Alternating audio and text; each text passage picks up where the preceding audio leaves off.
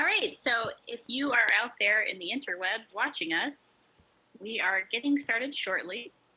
Just giving everybody a chance to get settled in. Grab your tablet, grab your popcorn, whatever.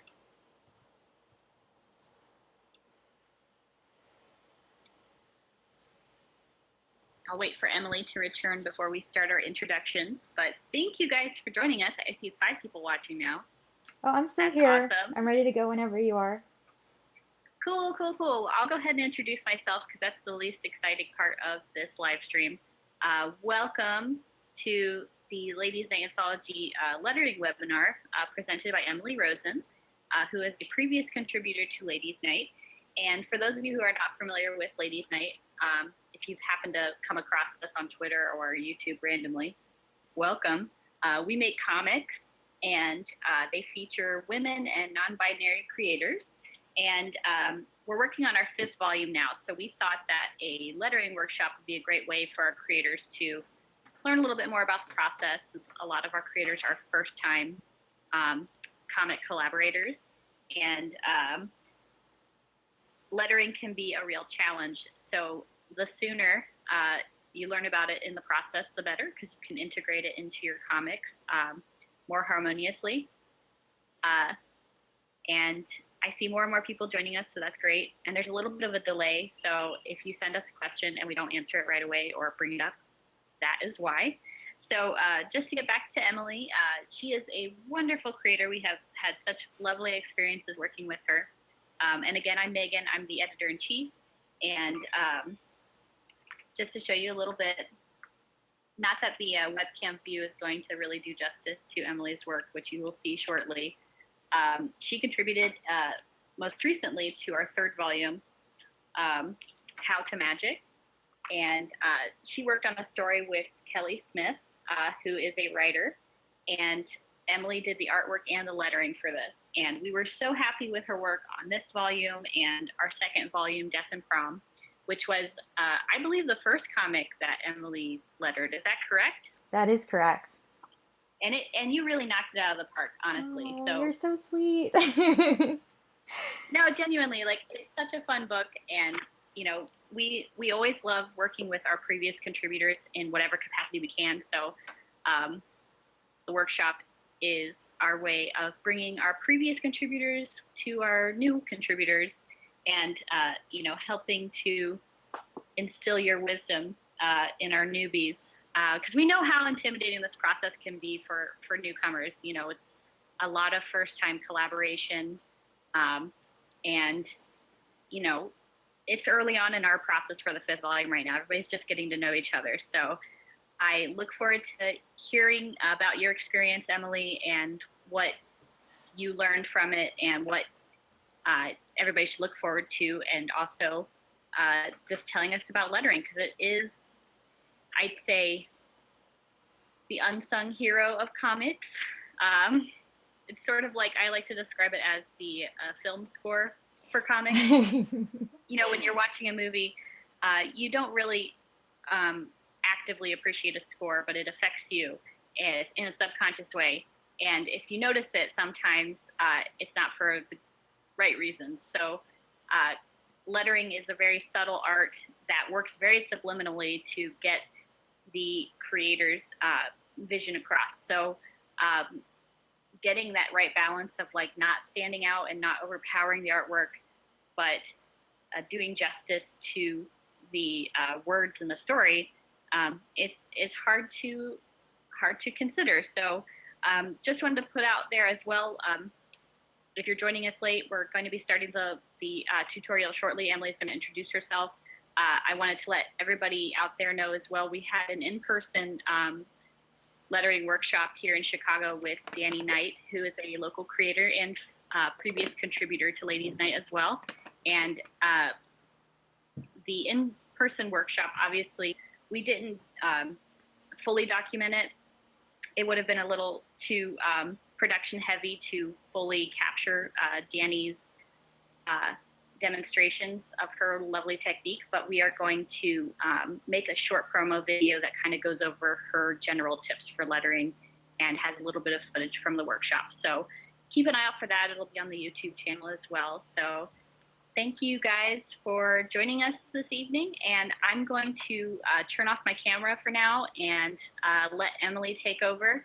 And you'll still hear my voice occasionally as I ask questions of Emily, and I will be asking questions for the audience as well.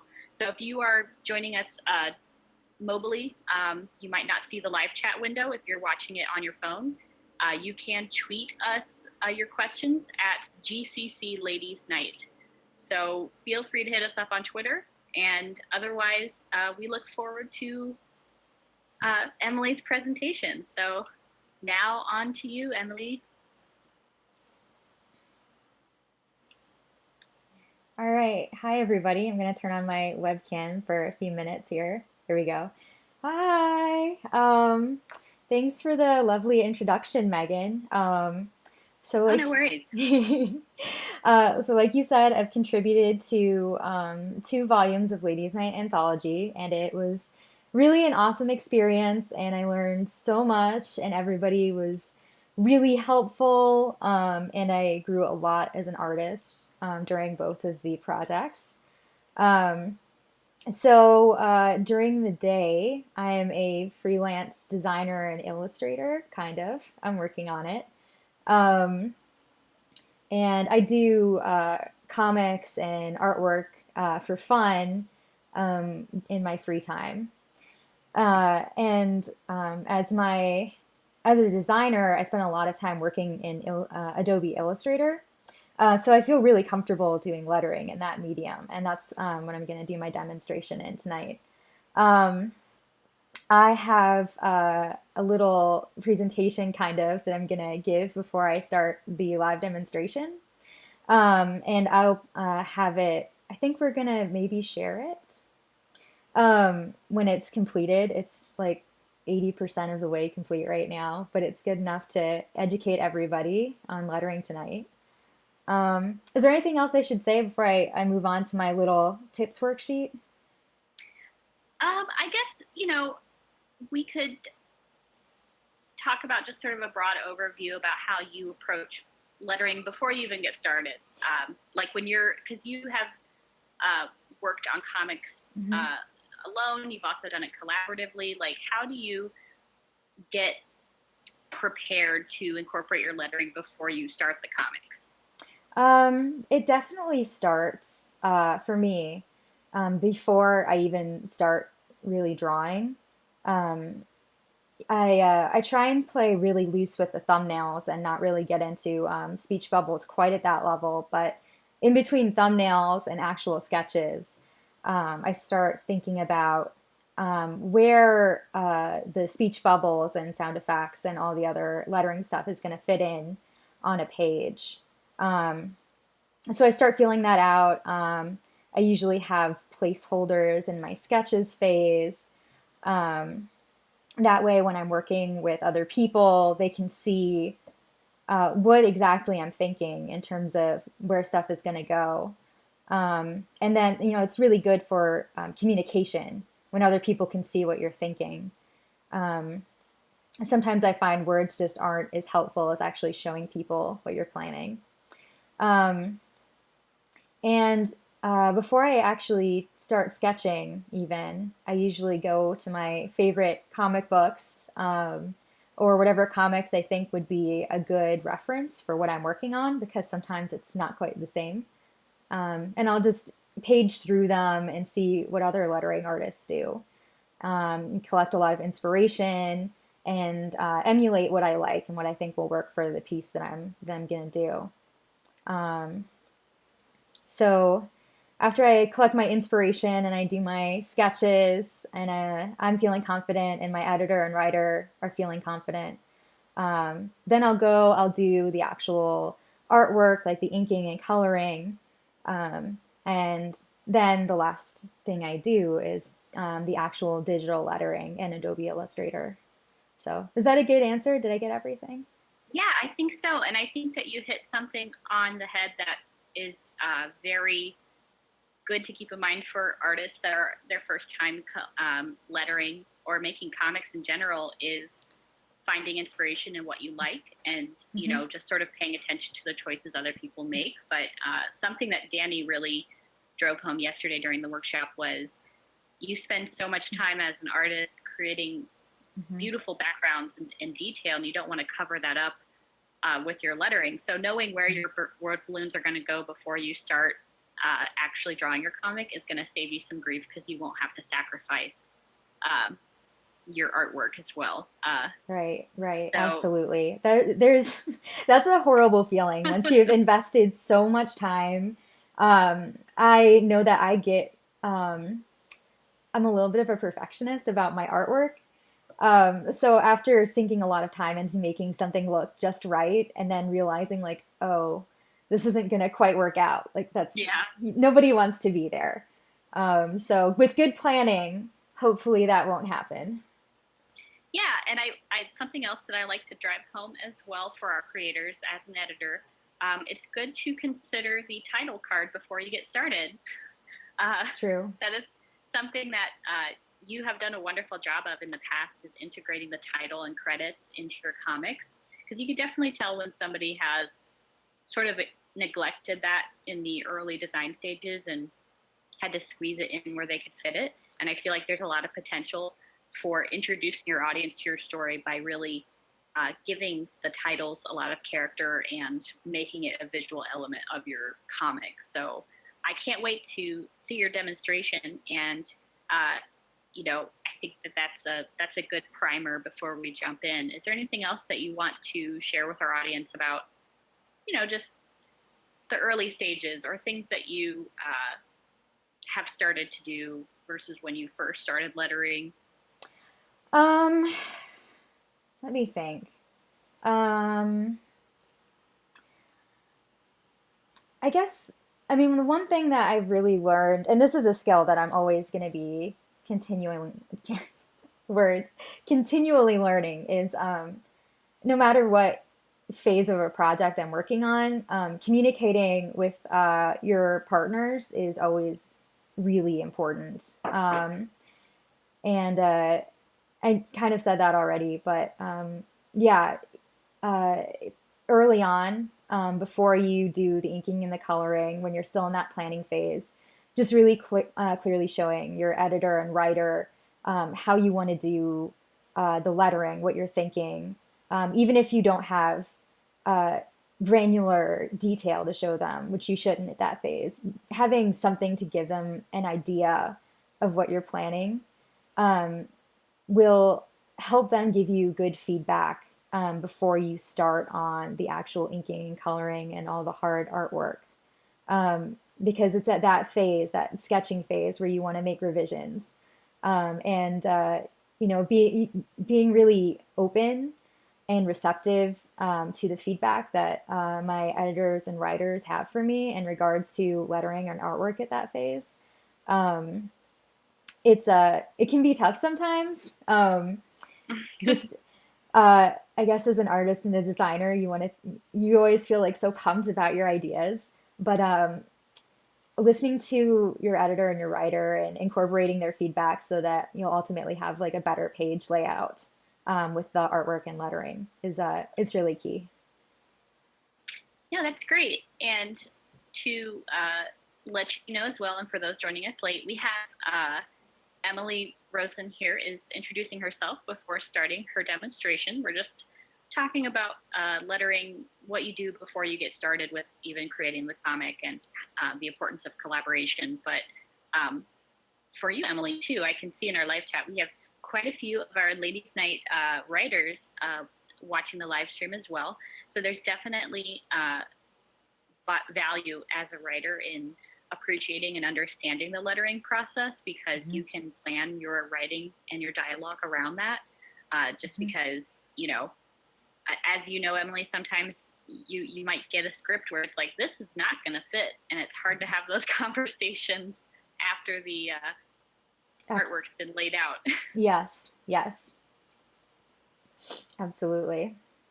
So if you want to go ahead and get started, I haven't received any questions from our audience yet, but we encourage you all to tweet us questions or put questions in the live chat as they come up, which I'm sure they will once you start doing your demonstration. Mhm. But yeah, we can move right along whenever you're ready. All right, I'm gonna turn off the video camera here and pull up my little tip sheet that I'm working on for the creators.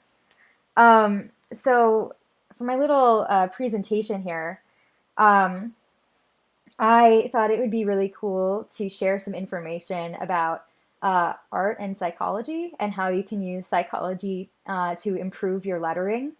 So just a little background on why I chose this.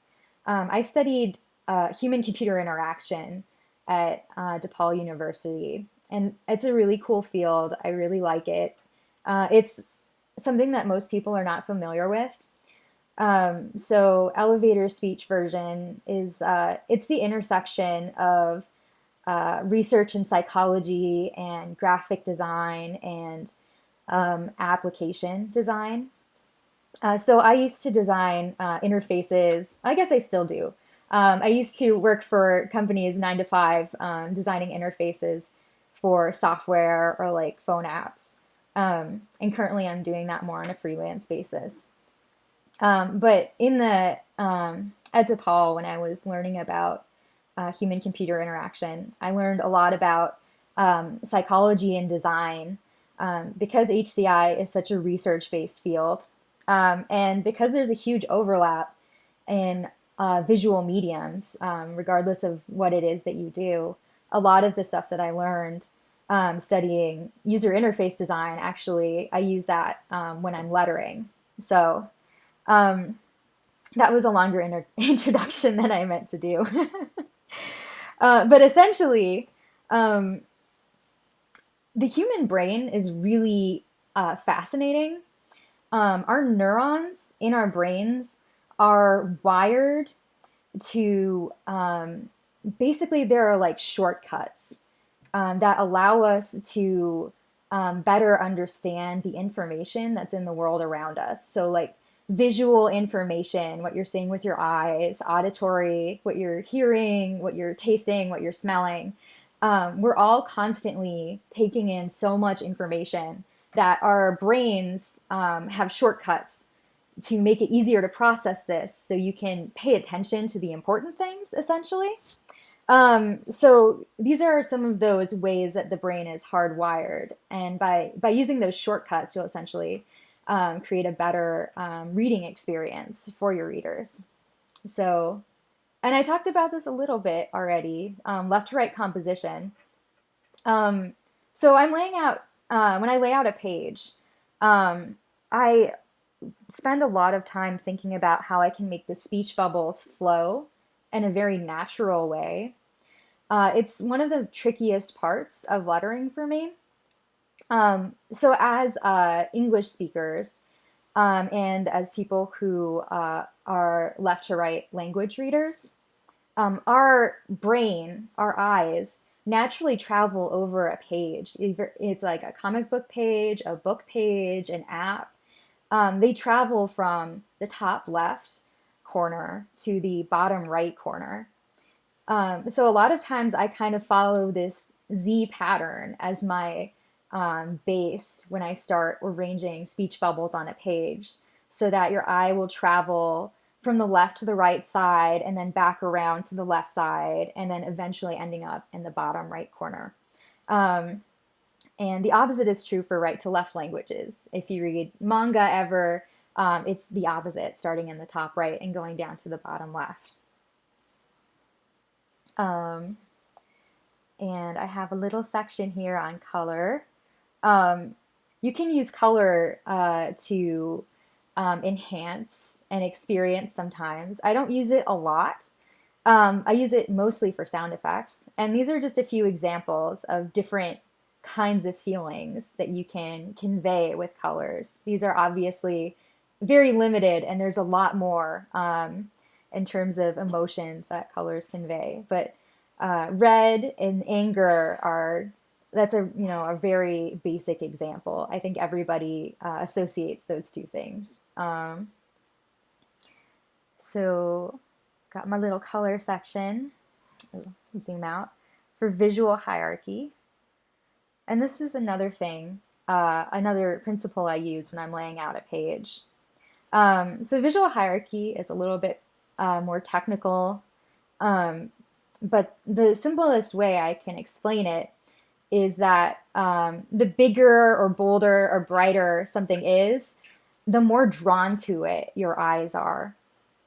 Um, so when I have styles for lettering, I'll have usually my sound effects are the biggest and most attention grabbing things.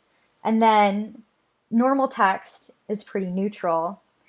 And if I want something to have even less of an impact, I make it smaller and I reduce the contrast of the colors. And you can use this effect to convey things about the story or about characters. So I have these two little characters down here. One is screaming and one is very quietly talking to herself. And you can see the difference between which one your eye is drawn to first. So this should be the first thing that you see, this really big, angry me over here, and then sad little nervous me over here is less attention grabbing. I love the jack-o'-lantern mouth. Oh, thank you. That's what my face actually looks like when I'm angry. I don't know if you know that. Um,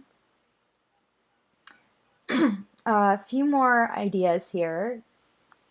There is a really huge set of principles that are covered in the Gestalt principles of perception. I only selected 3 that I think are really particularly relevant for lettering. If you're curious about learning more about them, you could find online. There's tons of information. But these were theories that were developed by German psychologists in the early 1900s about, again, how the brain is hardwired to see things. So the way that I boil it down is that things that are similar in whatever way, and some of the ways I talk about below here, things that are similar are grouped together by our brain automatically. And things that are different are automatically seen as outside of that group. So if you want things to be thought of as the same, using these principles will make them more related, more the same, more part of the same group. And if you want something to really stand out, doing the opposite of these things will give them more impact, will make them more outside the group. So the ones I listed here are proximity. Things that are close together are perceived as part of a group. It's pretty common sense. Similarity. So things that look the same, if you're using the same visual style for one character or a different character maybe, those will be perceived as a group because their styles are similar. And then I also have connectedness. So things that have touching edges are perceived as part of a group or related. Things that are inside the same visual boundary, or things that are connected by lines. These all really reinforce that these things are related somehow. And then my parting advice on design is being consistent is important. So whatever lettering styles you pick, for the most essential lettering, I try and stick with the same style, same font colors, same bubble shapes, because readers subconsciously are looking for rules of like what's normal and what's special. And if you have like a whole bunch of different styles, like every lettering bubble is different, it's distracting and chaotic. And it may end up being confusing. So consistency is important. And then, these are not hard and fast rules. I just use them as a guide when I'm working early in my projects.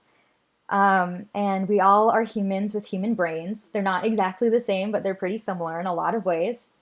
So if something feels right to you, you should just go with it, regardless of whether or not it's considered following the rules or breaking the rules. Yeah, I was going to say that is something that came up yesterday during Danny Knight's presentation that you have reiterated, is that the human brain is hardwired to look for patterns. So why not take that and use it to your advantage when you're lettering? So I like the fact that you said, keep it consistent, but also,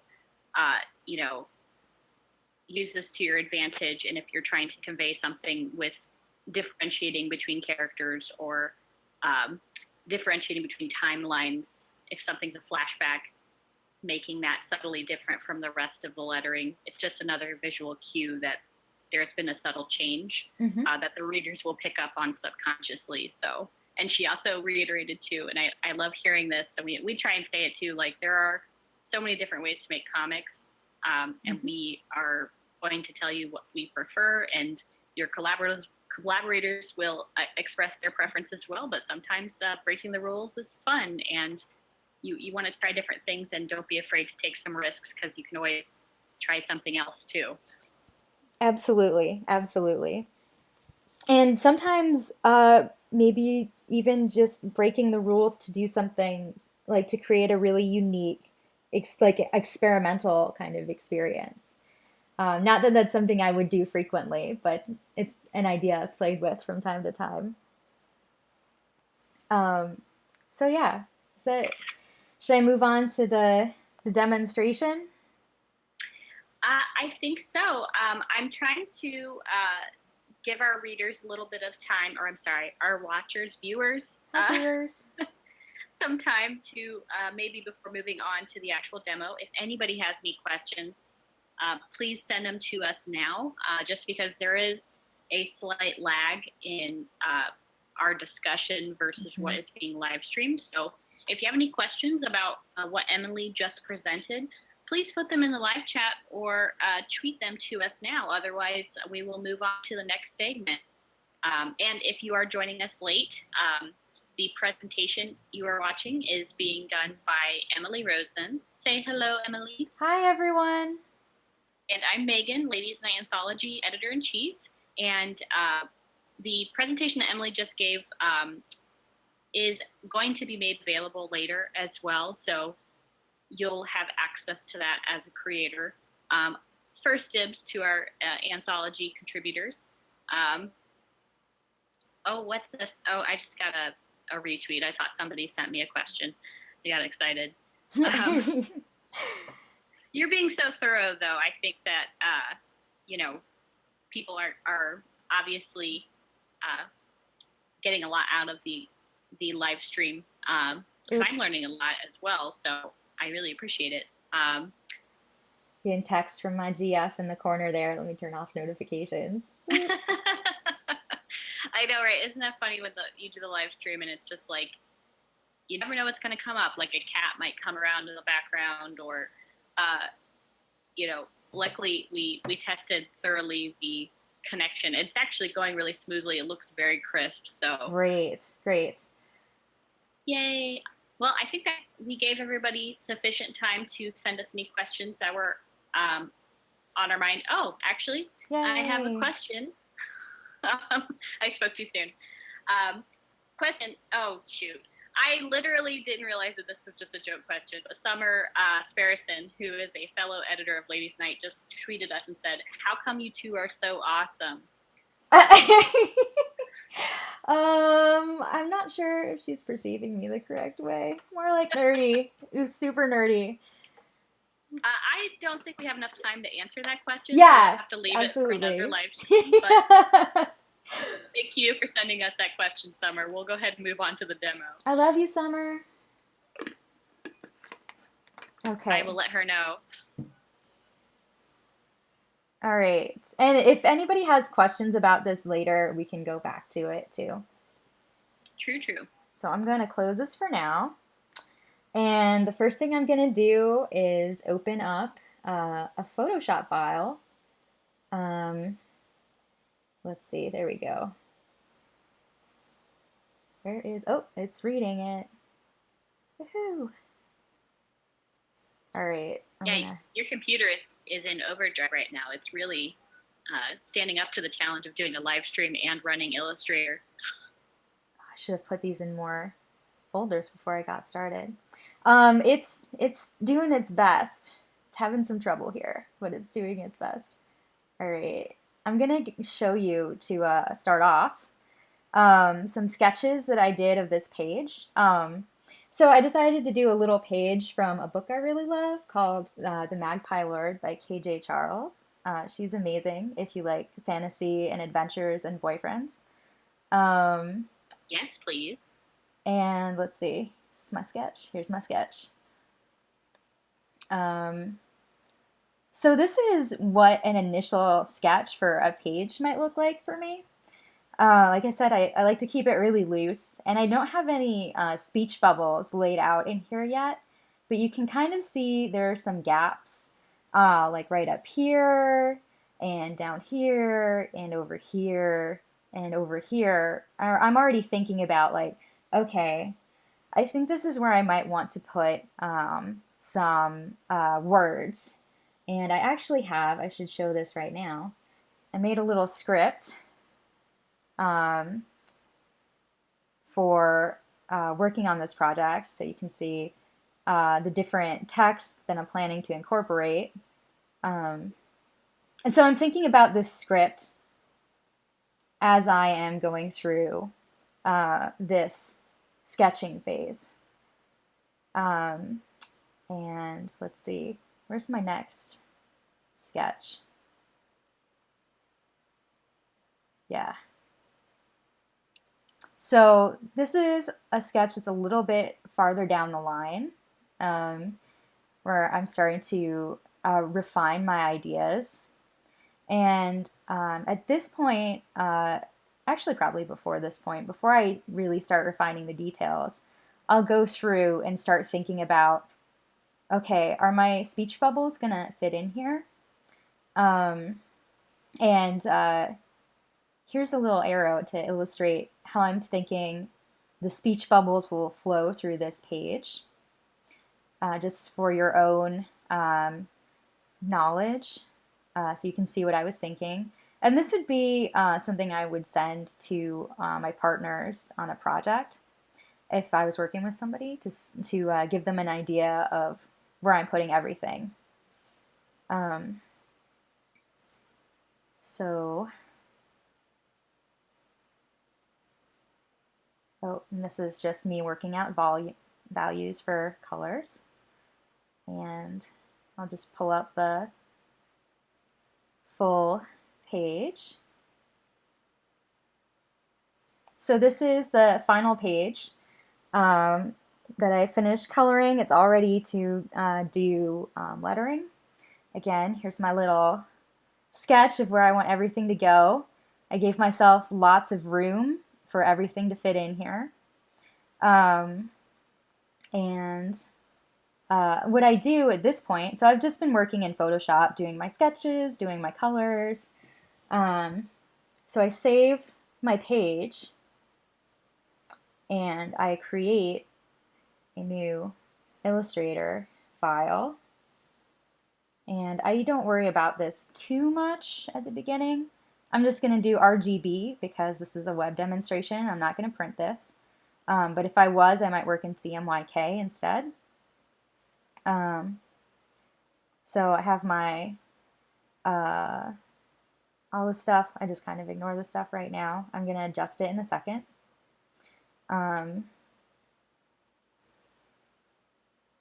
So I have my page, and I'm going to take my Photoshop file and just drop it right in to Adobe Illustrator. So what this does, if you haven't ever done this before, is it creates a link. Oh, hold on, I'm getting ahead of myself. It creates a link between your Photoshop file and your Illustrator file, which I find to be really handy. As I'm doing lettering, I might want to go back and adjust something in my Photoshop file, and if I do, and I'm just going to do this for just as an example, so you can see how the link works. So I turned off a bunch of layers here so that it looks different. And when I open up Illustrator again, if this works, there we go. It says, hey, something's different. Would you like to update your file? Yes.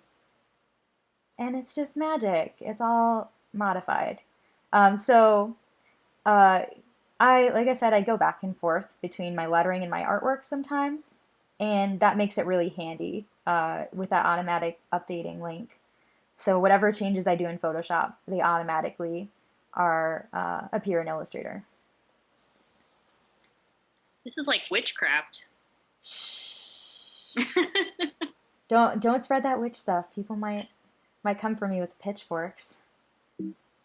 All right. It is super impressive though, and I'm seeing it like your actions because I can hear you before the live stream visuals update.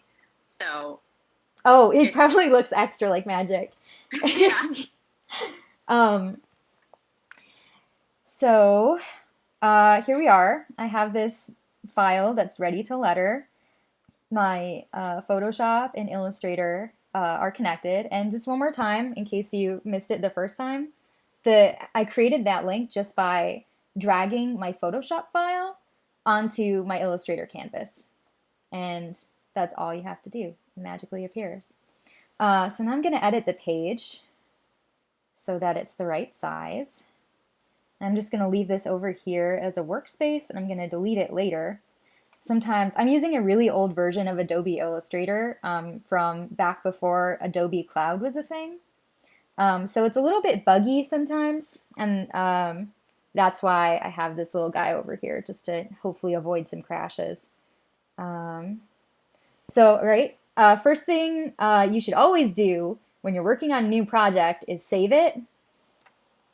So I'm going to call my file demo.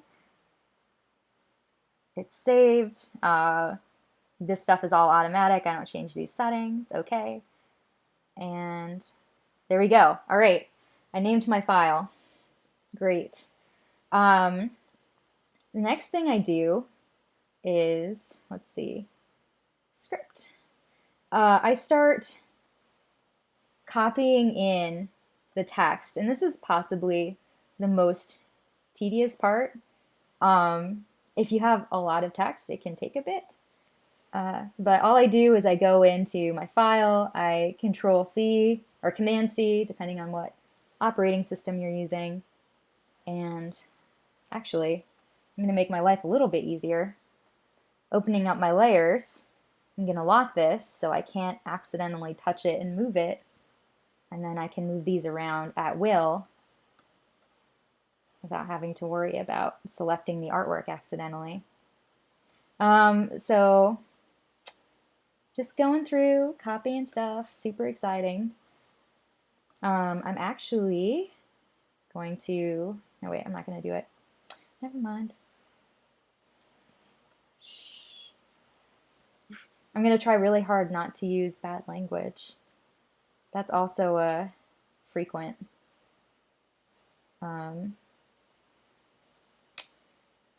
thing that happens when I'm working.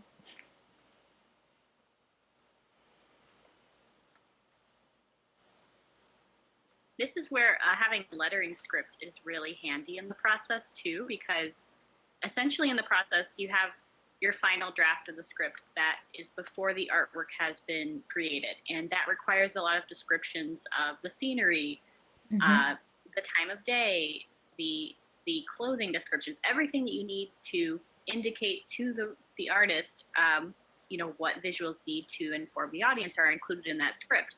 But for a lettering script, it is essentially just dialogue and special effects. Right. That is, yeah, I've never actually done the writing part myself, which is probably why I don't have it quite right. But yes, usually I just get that handed to me, which is awesome because I like doing the art part and I like someone else doing the writing part. Sorry. It's one way that writers can make the life of their letterer and artist easier. Yes, and we will love you. Yes. Because as you can see, just going, like, seeing the actual process of copying and pasting for the lettering portion is like, ooh, damn, yeah, you don't want to have to search through and Nope. go past entire text blocks of descriptions of a room. You Nope. just want that dialogue that needs to be lettered. Yep, yep. And my example of a script there should not be scrutinized too much. In general, I'm not a writer. I am very much an artist. All right, so I have all of my text in here. Um, we'll just pretend that I copy and pasted the whole thing all at once, and it was great. So sorry, I'm doing a lot of things automatically out of habit, and I have to remind myself that I should explain everything I'm doing. So I like to kind of like do my own type of versioning as I'm working. So instead of just editing this text that I copied and pasted in here right away, I make a duplicate layer, and I just do that by dragging over the layer icon.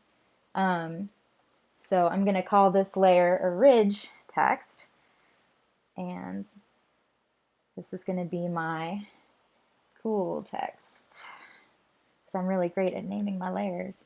So now essentially what I have two layers that are exactly the same content.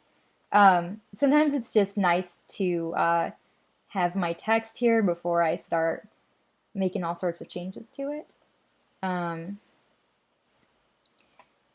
Emily, do you typically make a separate layer for your special effects lettering from your regular lettering? I think it depends on how complicated it is. If it's pretty simple, I might keep it on the same layer. If I was doing something maybe like knockout text, which I'm not going to demonstrate, but that might be something I would do on a separate layer. What I do keep on separate layers, and you'll see this as I work, I usually keep the actual letters and the speech bubbles on separate layers right until I'm like close to done. And then I'll combine them, maybe. It depends on how I'm feeling on a given day. So now I have all my text in here. I'm just going to start by choosing a font. And I'm going to use some Blambot fonts because they are pretty sweet. I like Anime Ace. I think I use it for basically all the stuff that I do.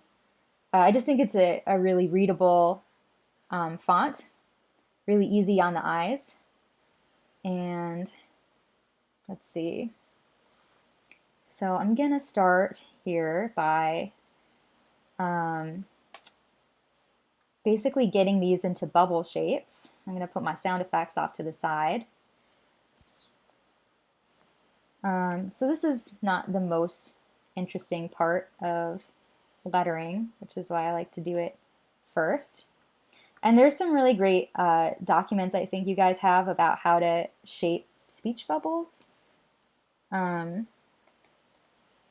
I kind of go by those. I like to go back and review those before I start working. But I basically already lettered this page, so I know how I'm going to do all of these speech bubbles. Do you want to talk a little bit about word stacking and? So for these captions, I might not be doing these right. If I'm doing this wrong, you might have to correct me. For captions, I let them be a little bit more horizontal. And when I'm doing speech bubbles, I make them a little bit more vertical. And I'll show you a good example. Here, I'll center these. Da, da, da, da, da. So these ones are easy, like 2 words. There's no thinking there. That's pretty sweet. This is going to be a better example of stacking. So I try and make them a little bit more vertical.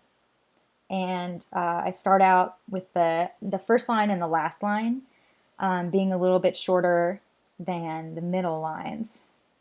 And it's kind of trial and error sometimes. Sometimes it's pretty difficult. Actually, I'm going to make that a sound effect. These are sound effects. I'm going to make that fancy.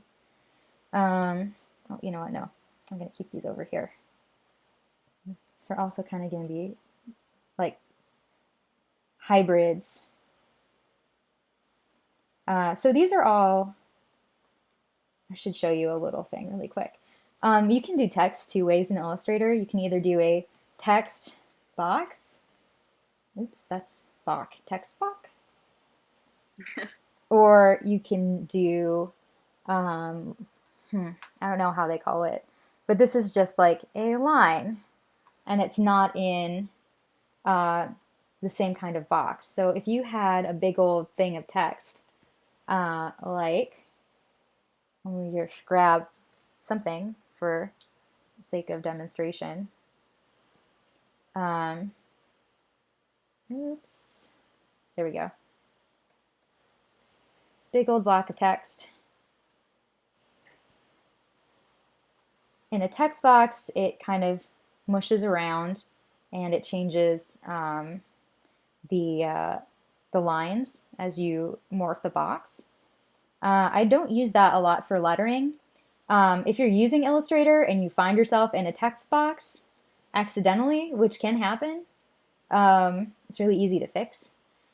I just go in here, Control A to select everything, Control C to copy, Escape to deselect, and then I Command Paste, and I have a whole line here, and it's a big old line, and that's not something I'm actually lettering, but just to show you in case you accidentally find yourself in a text box instead of a freestanding line like I'm working with here. And do I have any spaces? Sometimes spaces can throw off the shape of a bubble. I just like to check for that before I start. And I'm just kind of going through the lines and dragging my cursor, see if there are any spaces.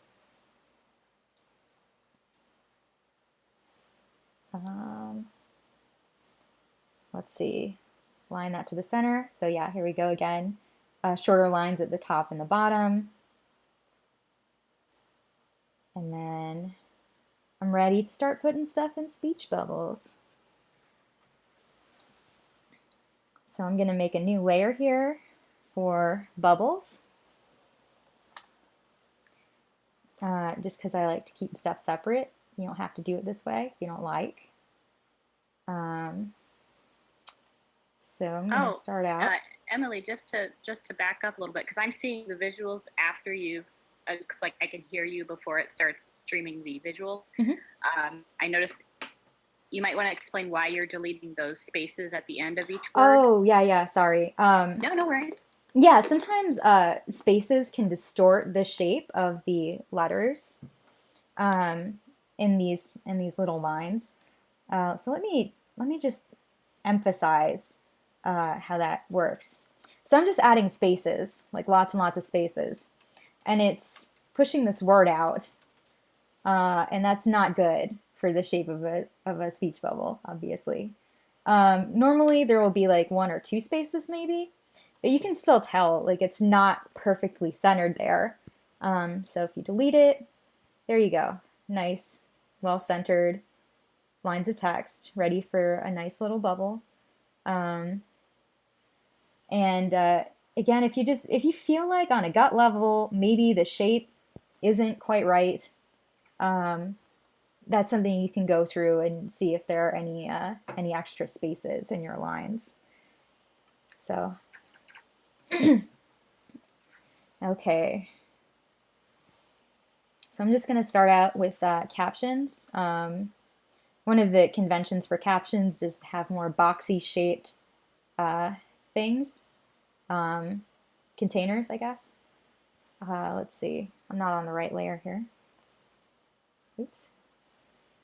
And one of my favorite shortcuts is Command-Shift-V, which is paste in place. Otherwise, when you just do a regular paste shortcut, it winds up somewhere that's not useful. So I already positioned this, I have it on the right layer. I'm going to start, when I am just placing my containers and my bubbles. I do everything with just boring white and black fill and borders, just because I don't want to spend a lot of time making something look pretty and then realizing that maybe it doesn't work out so great in terms of layout. Again, going back to that whole, keep things loose early on in the process, and then as you get closer to the finish, making things prettier.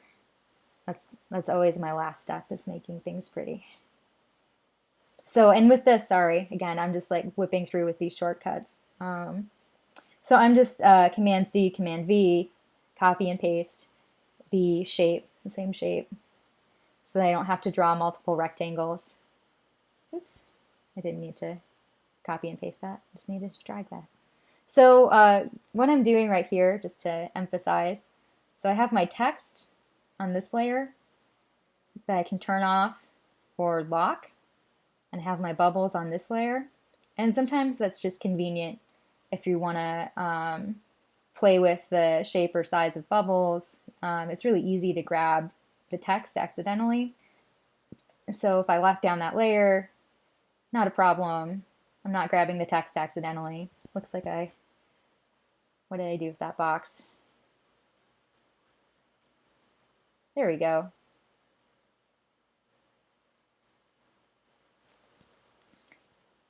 So, yep, containers on one layer, text on another layer.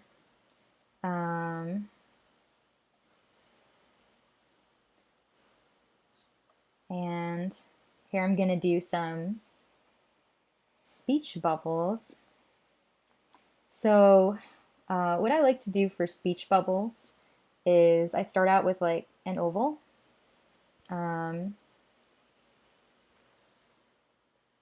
And here I'm gonna use the eyedropper to get the basic style here. So I start out with an oval, I kind of resize it a bit. And then I'll use the direct select tool, which is this white arrow, to, here, I'm gonna, actually before I even do that, because I'm gonna zoom in, before I zoom in on my document, I'm gonna go to New Window. So now I have two windows looking at the exact same thing, but I can do this cool thing. I have this little box up here at the top of the application. It looks like a picture book or like a photo book. And I can do a 2-up view if it works. There we go, yay. So this is really handy because I can keep the 100% version over here, and I can zoom in over here. So whenever I'm working, I like to kind of have the a zoomed out view on my screen because things look different from far away, but I need to do detail work at the same time. So that just helps me make sure that it looks good without having to zoom in and zoom out constantly. So what I'm doing right now is I'm just playing with the anchor points for this oval. I'm squishing it a little bit. And by using the direct select tool to change the shape of the bubble, I'm getting a slightly more organic shape. And it's different than just using the transform tool. So here, I'll go back to the original shape, and I'll show you the difference between using the transform tool and using the direct select tool to manipulate the shape. So using the transform tool, see, I'm still kind of having a pretty smooth, solid oval. And this is just my preference. I like a slightly more organic, a slightly more kind of like somewhere between a rectangle and oval shape. So I'm going to put this over here so you can see. And again, I'm picking up my direct select tool over here. And when I click on the shape with my direct select tool in the fill area, you can see all these anchor points show up. Oops, accidentally grabbed the path. sometimes grabbing anchor points can be a pain in the butt. This is why I zoom in really close, because it's easier to grab them than just clicking on them and carefully dragging. So I get this kind of nice organic shape. It just fits around the text a little bit more nicely. And then I'll use this shape. I'll just keep using this shape throughout the page. So I don't have to make a new shape every time. So That's really cool, especially too, because like, the real benefit of working in Illustrator, it's vector based. So when you're enhancing the size, it's not diminishing the quality of it. Not like in Photoshop where everything gets yeah, grosser. yeah. As a raster-based program, that's definitely a problem. Yeah, because I'm very much versed in Photoshop, and Illustrator to me, I'm super intimidated by it, but it's definitely got a lot of benefits for working with text and why people choose to use Illustrator as opposed to Photoshop for doing their lettering. Right. And is this closing? No, it's staying open. Good. And one of the other things, this is the difference between the programs, is that because Illustrator is a vector program, it handles layers a little differently than Photoshop. So I'm only working on 2 layers here, and then I have my artwork layer and my hidden text layer here. In Photoshop, if I was doing this, I would have to have a million layers.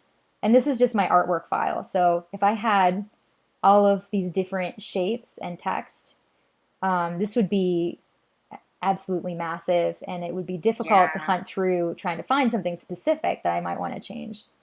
With Illustrator, the layers are really not as important. I really only use them for organization purposes. And it's just easier to go in and whatever you're looking for, click on and select it. So, I know I'm doing a little backtracking here too, but oh, you go had ahead. mentioned how like you like to have the 2 files where it's backed out and zoomed in to be able to see how it's working with the page.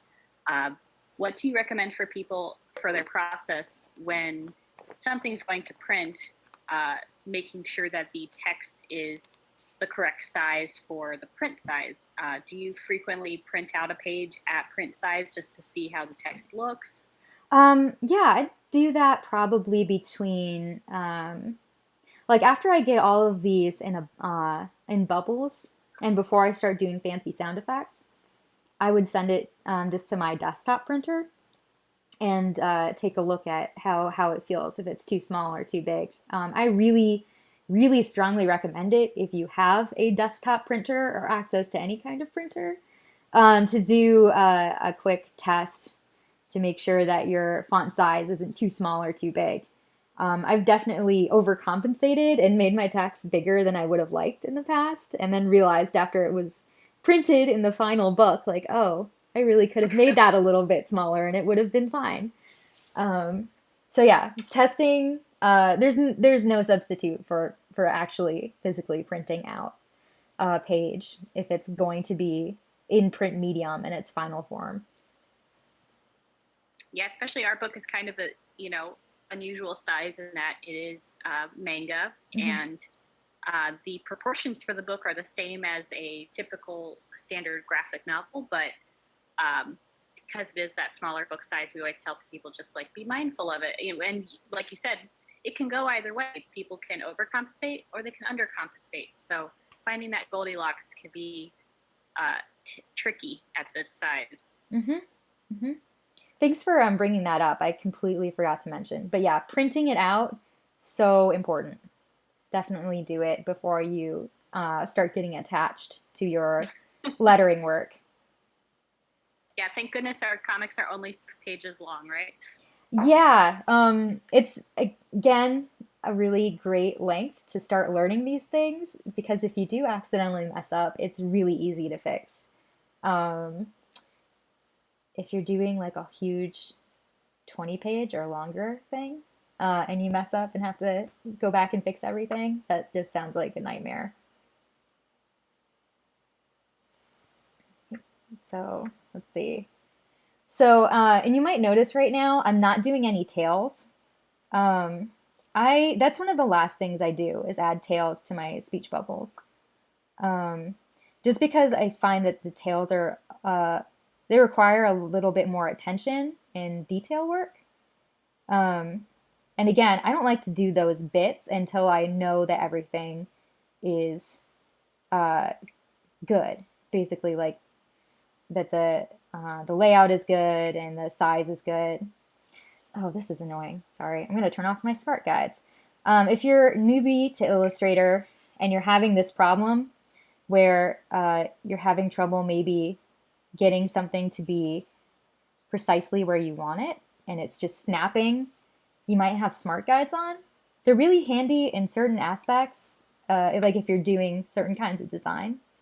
It's not super handy if you're trying to do lettering. I heard a Yeah, great for screenshot. layout. Sorry. No, it's all right.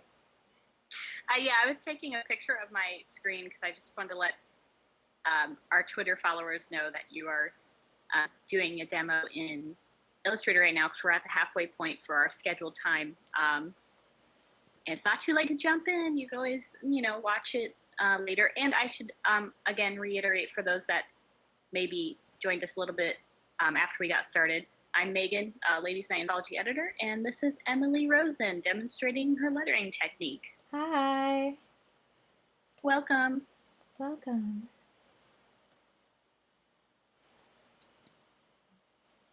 So, let's see. Shouldn't be too much longer till we get to the fun bits here.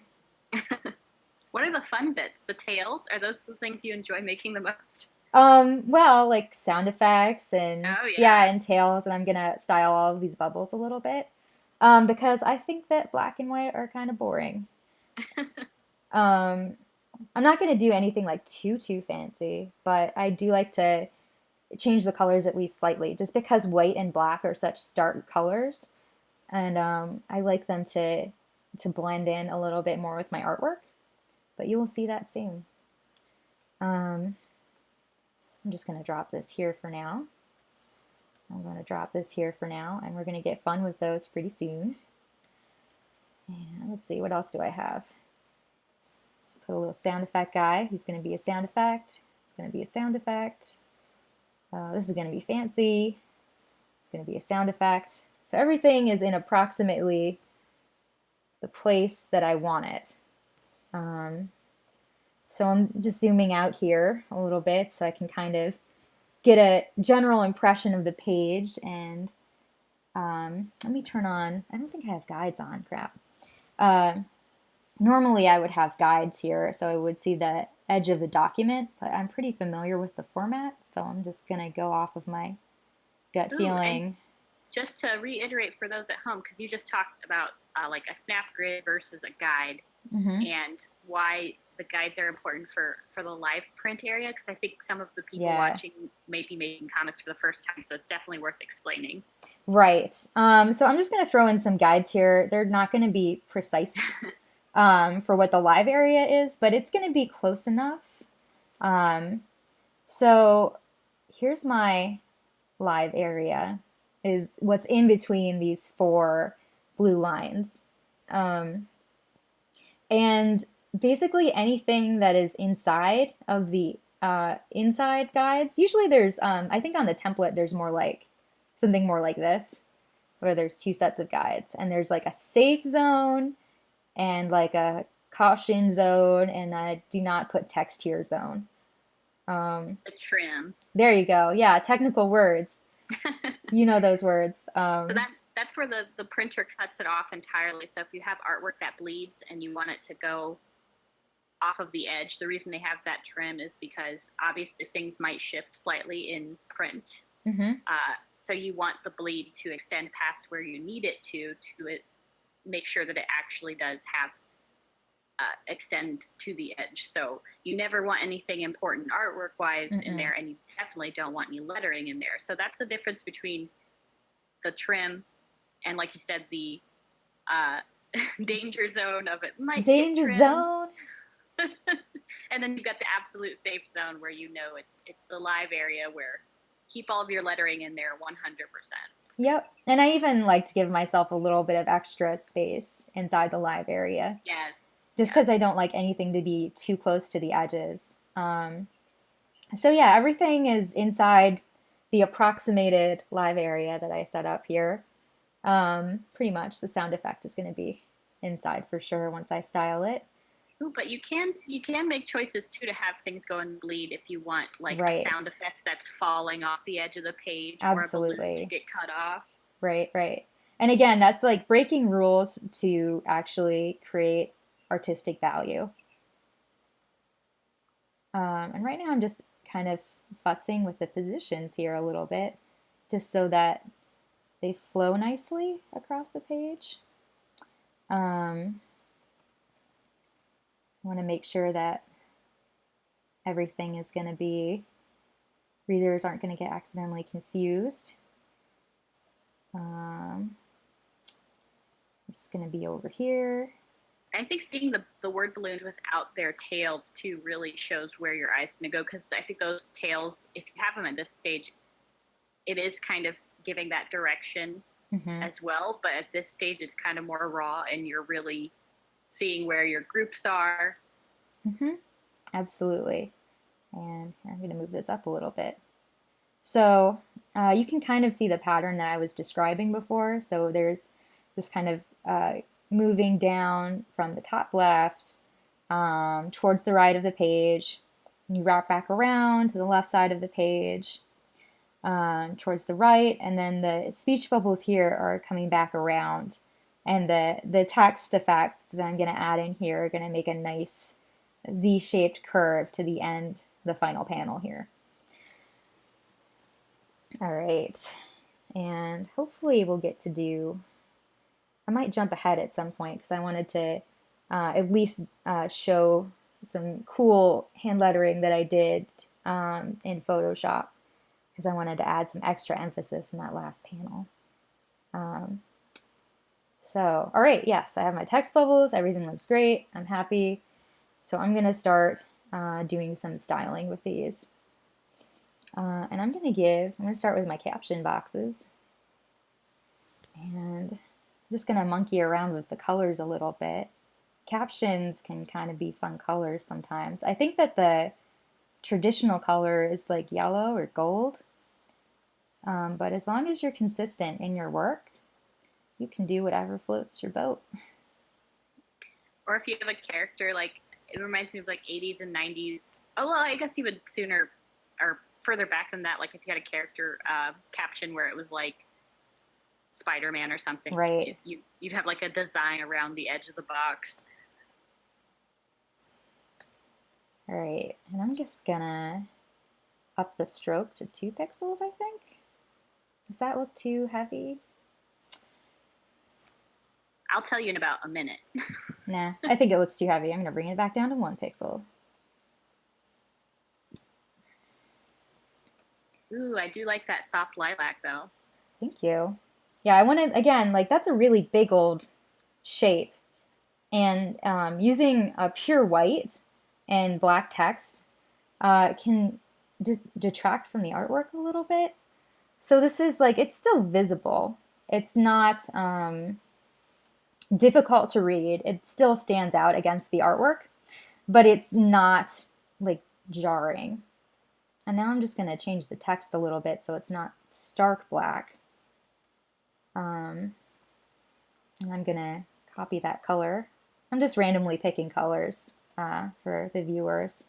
I'm not doing anything smart with them. I just kind of go with what feels good, and maybe I'll tweak it later. And it doesn't seem, it still seems pretty dark, but as you can see here, it's not completely black. And again, I don't like using stark black just because it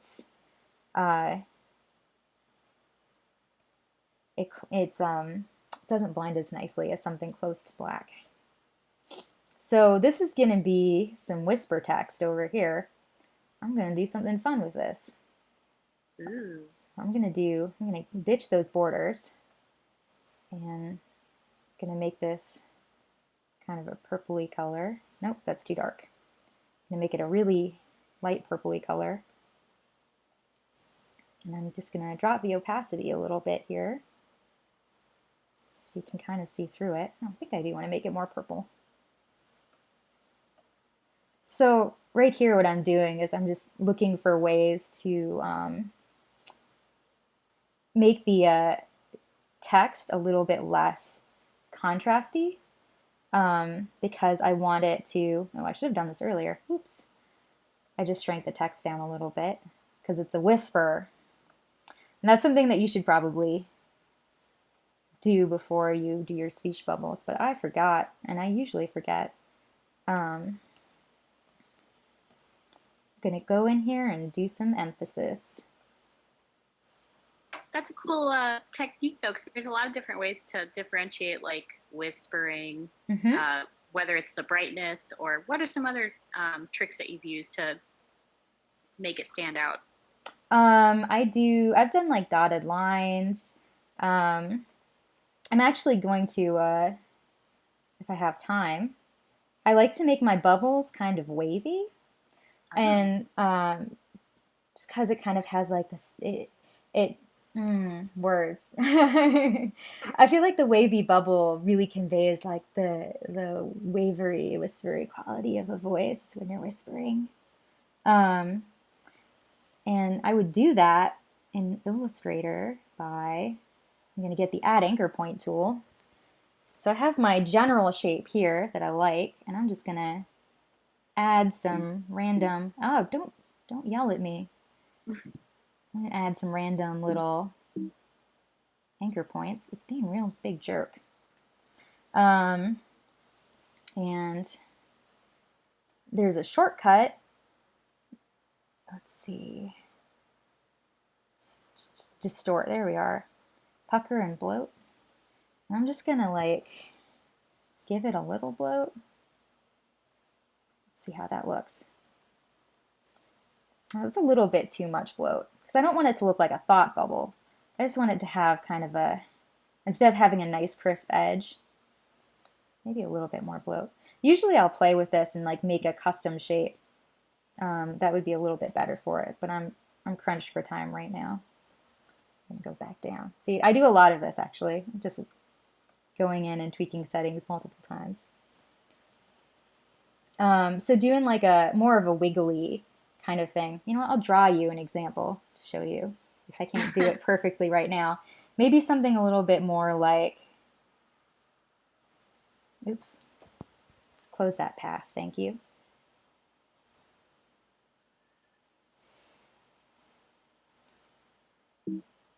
Stop yelling at me.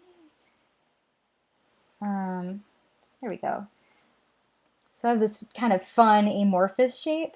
That's more like what I was trying to convey. I really like doing that for whispers or for creepy people talking creepily. Trying to think, what other stuff do people do for whispers? I really like also using tails that are big and wiggly for whispers. Yeah. That's I'm going to show you how to do that. I might as well do that right now since I'm here and I feel good about the placement. So I like doing my, here, I'm going to copy this style. This is handy, if it'll let me copy the style. Maybe, how do I do this? I know I can do this. I've done it before. Never mind. I'll just do it over. So these two will be the same-ish, slightly different. So distort, pucker, and bloat. There we go. And now I'm going to connect these with my pencil tool. I love doing, I have, you can't see here, but I have a display tablet. And that makes it really easy for me to use the pencil tool. Oh, yeah. So I'm just starting out in the center of one bubble. And I'm just going to like kind of swoosh down into this bubble. And then I'm going to start over here. And I'm going to think about this for a second. Oh, wait, is my line still there? Yeah, it's still there. Good, okay. Let me add a stroke to that. just so I don't forget where it is.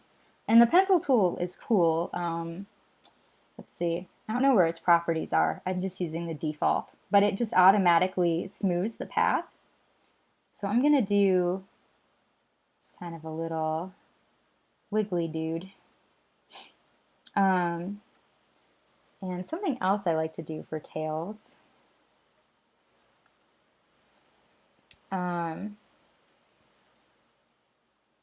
So, oops, there we go. Okay, I have two shapes. They're basically the same. They are exactly the same. I'm going to connect these with the pen tool. I'm going to delete this guy, and then I need to just adjust the tail a little bit so that I don't have a gross pointy point on the end. That's not what I want. And now I have a nice filled out tail. And I'm just gonna move those anchor points a little bit so that I kind of get the fun swooshy whispery effect. And with this guy, I'm gonna do with him is, let's see, stroke properties. I'm just gonna bump that up. I'm going to go to Object, Expand, and ta-da! Now I have two cool shapes. I'm just going to play with this a little bit, just so it's not too uniform looking, because I don't like uniform. I like variation.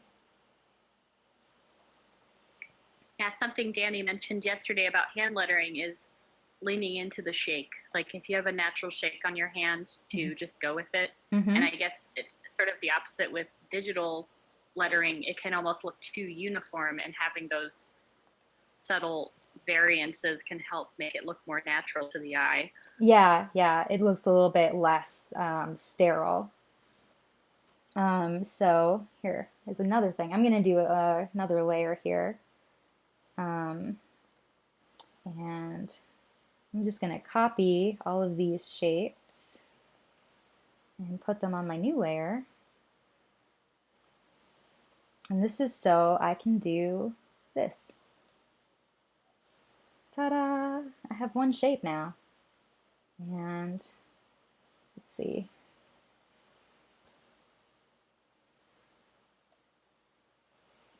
Ta-da! Let's see. Why are you being weird, Illustrator? I don't understand what's going on here. Anyway, you can see it on this side. Ah, yeah. Maybe if I save it. So yeah, so I have a nice uniform shape here. It has the same style across the whole shape.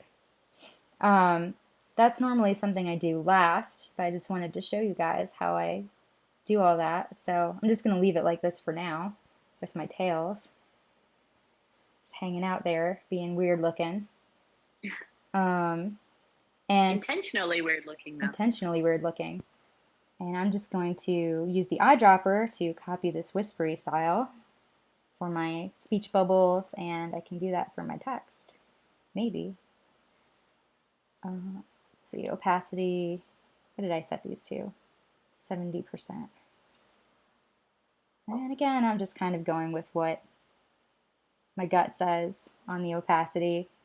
I just want it to be, to have enough contrast to be able to view it easily, but I still have this style where it's kind of soft, and it's a little bit more difficult to read than a regular speech bubble, just like a whisper is kind of more difficult to hear than a regular speaking voice.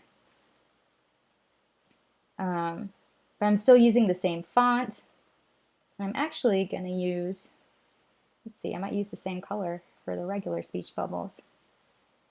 Similar color. I'm going to make it a little bit desaturated. Maybe even a little bit more darker. There we go. I think I like that.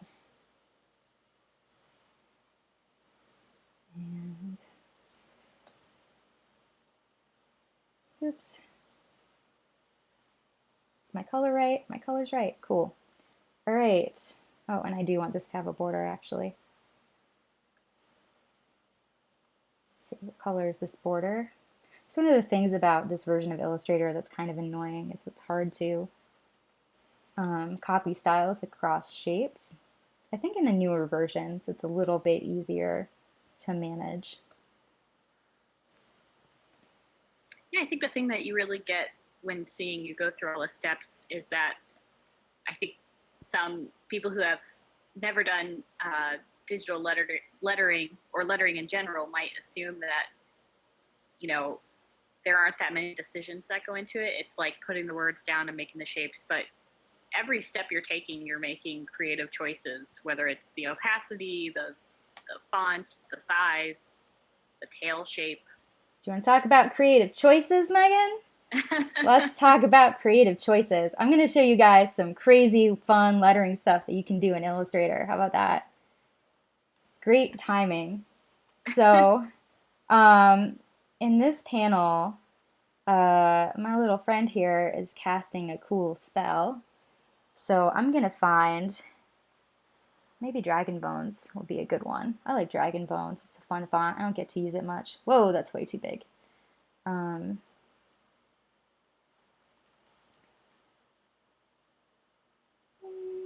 think that's good. Here, I'm actually going to give this guy a speech bubble. So I'll just put this back here so we can see what I'm doing, but I'm not really going to use it yet. All right, my letters are all separated. All right, you can do some really fun warp effects in Adobe Illustrator. And there are two different kinds of warps. There's, well, I guess it's not warp, shape, because one of the options is make with warp, and there's make with mesh. And make with warp is nice and easy. Let's see. You just check preview, and you can toggle the different settings. And I don't toggle these a whole lot. I just kind of want to give it some cool motion. Make it a little bit more dynamic. So that's just a really basic shape. And there are lots of cool shapes. And this is something that should be deployed selectively and intentionally. I don't like to use it all over the place, but I like to use it for emphasis in specific places. And if you have a good excuse to do this, and you have Illustrator and you're using Illustrator, definitely play around with it and try out some of the different shapes. I am going to proceed by doing make with mesh because I am ridiculous and I like to tweak everything myself. So mesh just gives you the ability to manually change the shape. So I'm going to kind of like drag these around. Actually, kind of going to do like the wave effect. I might not do this all the way. I'm just going to show you that this is a cool thing you can do. It takes more time, but you can also, when you manipulate it yourself, do some really cool shapes. So just so you know, make with mesh is awesome. You should definitely try it if you have a reason to do shapes. I'm going to go back here and do, oh, where'd it go?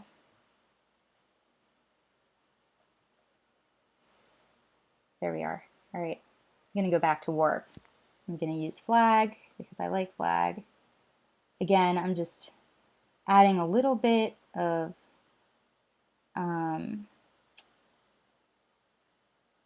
organic shape to this so that it has a little bit more dramatic effect.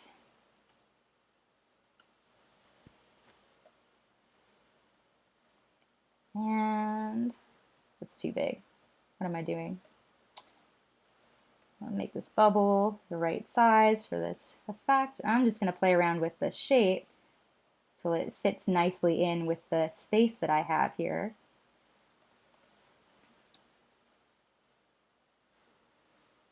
I'm going to zoom out on this side to make sure that it's still legible.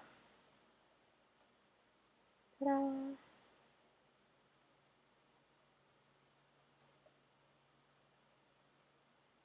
Fun text for casting a spell.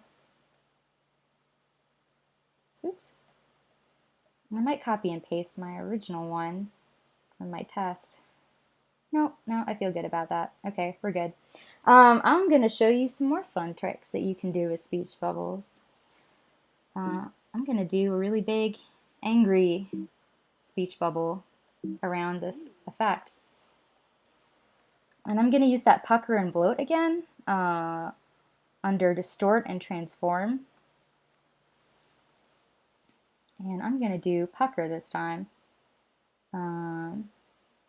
Oh, that's trippy. It's distorting what's going on in the background. So I'm just going to give it a little bit of pucker. And then I'm going to go in here and just move the points around until I'm feeling pretty good about it. And then you can kind of change the direction of the points by playing with the handles on the anchors. So I like to have like a big dramatic point, some little points around it on the opposite sides. I think I'm going to have to go back and make the pucker a little bit less strong. I think I made it too strong. That's poking my ghost in the face, even though he's kind of a jerk. Still don't want your speech bubbles overlapping your artwork too much, especially not faces. That's not good. So I'm just going through, I'm just playing with stuff until I get the shape that I want. And sometimes it's a little bit difficult to get there. But once I have a shape I like, I'm just going to use it again.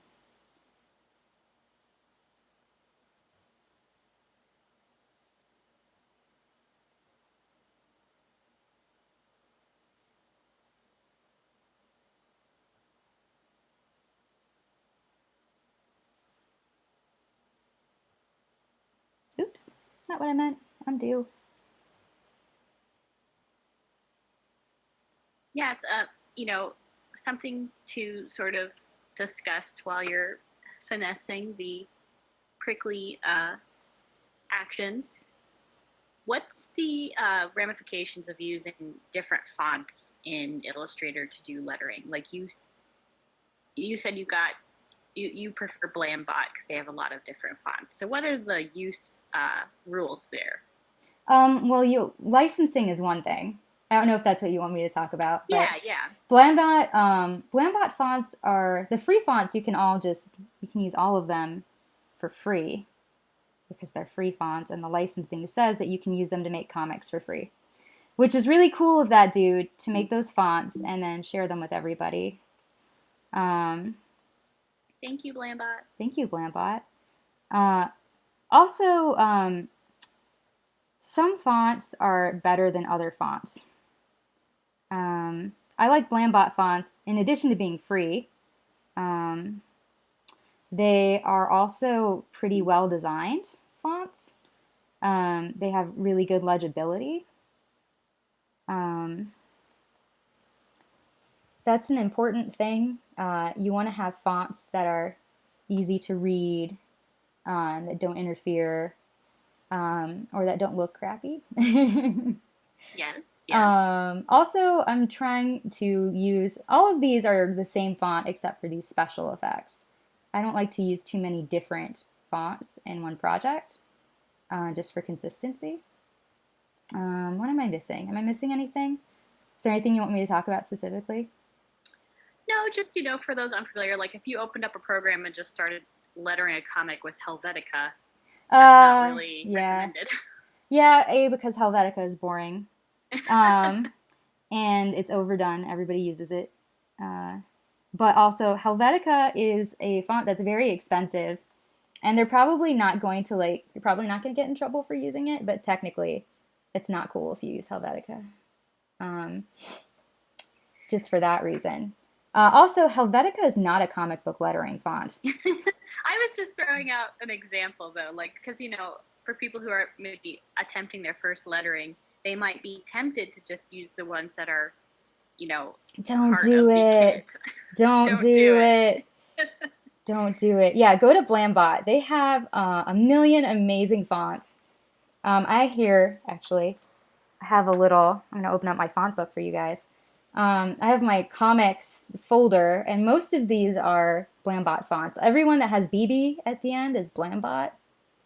Um, and these aren't even all of the fonts you can download. These are just the ones that I've had a reason to use. And they're great fonts for comic books. And they are, another weird little distinction is these are made to be printed. Helvetica is a screen font. It's made for screens and the web. So using print fonts for things that are going to be printed is good. So yeah, there are a million great fonts. Go use those. And they have regular text kind of fonts like this one. That might just be dialogue. And they have also really great special effects fonts, like make this big. What? Okay, well that's not being very helpful. But they're really big, dramatic fonts. And they have some pretty cool new ones. If you want to shell out cash, they have some really, really sweet ones. And I just checked them recently before the workshop. And I was like, dang, I kind of want to buy those. We encourage you to support creators that make their fonts available as well. Like don't just download the free ones illegally. Like if they're offered free, awesome. And I'm just kind of like going from memory here because I use these a lot, so I know what I want to use. I'm actually going to do something a little different. I think that's a little bit more expressive of what I want. Sometimes when I get a script, I might make little changes as I'm working, and then I will always 100% ask my writer and my editor if they're cool. I don't think I've ever had an instance where I did something and they were like that, no, go back and do what you were told. But I always approach it humbly. If I want to change something. Oh, I see what you're doing there. Let's see. Yeah. So I'm just putting the stroke layer behind the fill layer because the effect is a little bit nicer. If you have the stroke layer on top, that's no good. And let's see, what color do I want this to be? What would be an angry color? Red would be a good angry color. I'm going to do like an orangey red, and maybe I'm going to make it not pure because the colors in my palette aren't pure. It's a little bit, let's see, not bright enough. Again, I just kind of like go in here and I mess with stuff until I find something that feels good. And sometimes it takes a little bit of trial and error. Oh, yeah. F yeah. Something that one of my art teachers told me once is that there's a certain amount of serendipity involved in doing art. So if I don't have something perfect in mind for like what I want, if I don't know exactly what I want, just kind of go in and I mess around, and sometimes I'll find exactly what I needed. Let's see. I'm gonna make this instead of white. I'm gonna make it like bright, bright yellowy color. No, I don't know if I like that. Definitely not. Nope. Here, I'm just gonna make it maybe I'll make it a dark color.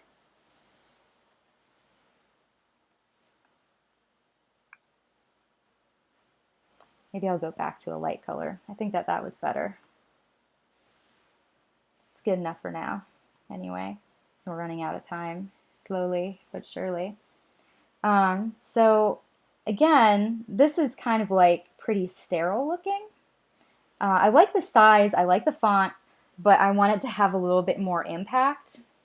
So what I'm going to go in and do at this point is I'm going to like jigger with the letters. And that's a technical term if you didn't know. So I'm opening up the character panel here on Illustrator. And there are all these different properties that you can do for your text. And I'm just going to select a single letter. I'm going to just make it a little bigger. I'm going to kind of go in and make every other letter a few points bigger. And then, actually, I'm going to make it bigger at the end and smaller at the front.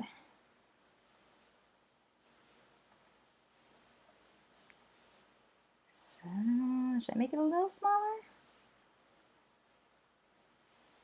Go big or go home. Go big or go home. That's right.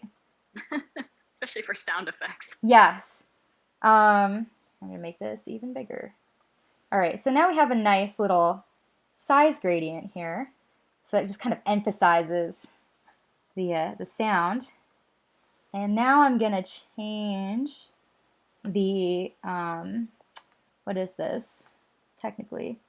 I think it's the baseline. I'm just raising the baseline on every other letter a few points. Oops, that's not what I meant. I don't want to change the width of the letters right now. And I'm going to bring this down a few points to emphasize more of a difference, actually. There we go, yay! And to make it even more dramatic, I'm going to give it a little bit of a warp.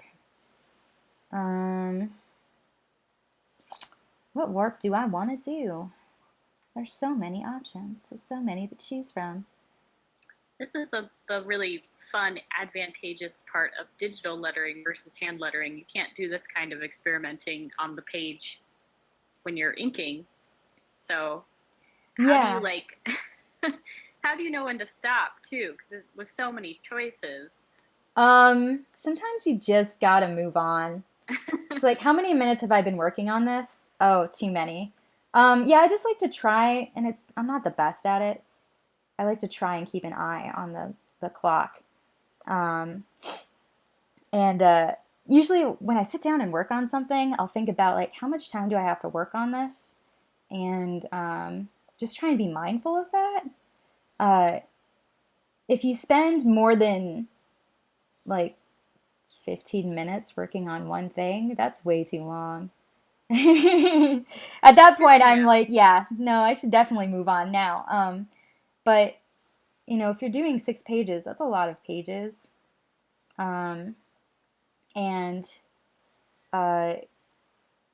Just kind of decide like how much time you want to invest, and maybe do some maths to decide how much time you can spend on each sound effect or speech bubble, so that you don't spend way more time than you intended, because I definitely tend to get lost in rabbit holes. I'll work on something for way too long if I don't kind of at least try and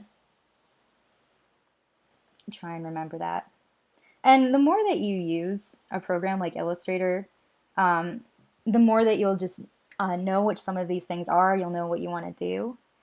So I'm just adjusting the I don't know which one that is. The length of the amount of space between the letters, and I just know what that is because I use that in my design work.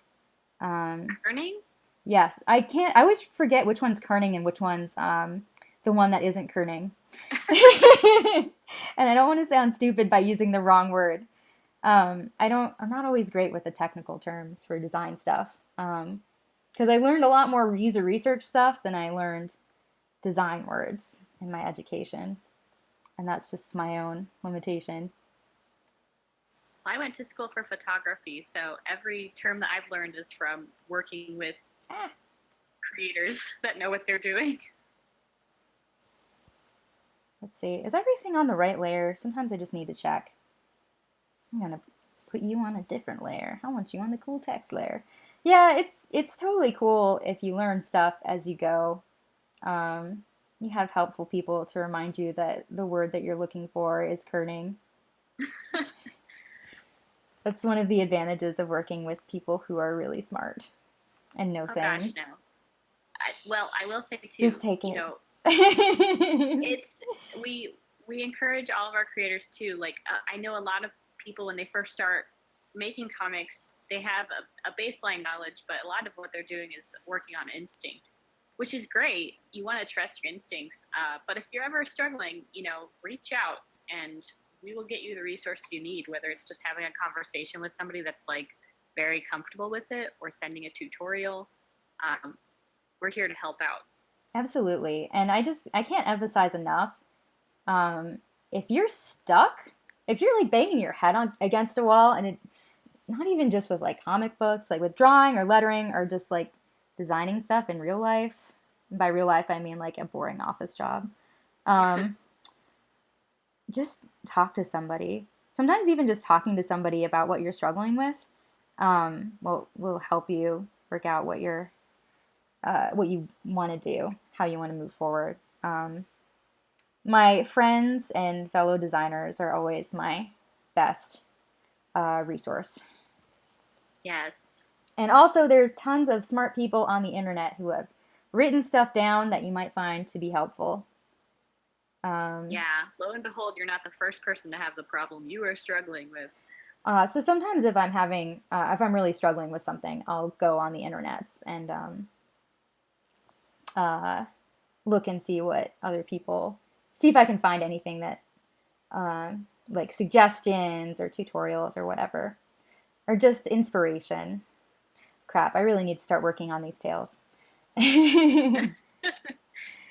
All right, so what am I gonna do first? I got some tails, I've got some connection things. You're in the wrong place now. Oops. Emily, I'm going to let you keep guiding our audience. I'm just going to run and get myself some water. Don't leave me, Megan. BRB, guys. Keep Emily company. Don't be mean to me. All right, so let's see. This little tiny sound effect in here. I'm just going to use a dialogue font for this. And let's see, Ashcan, maybe.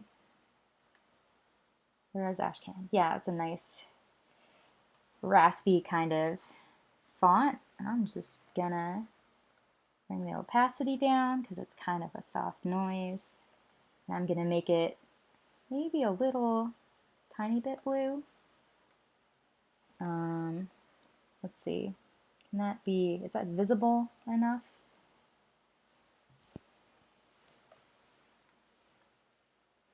Might not be visible enough. I'm gonna bring the opacity back up.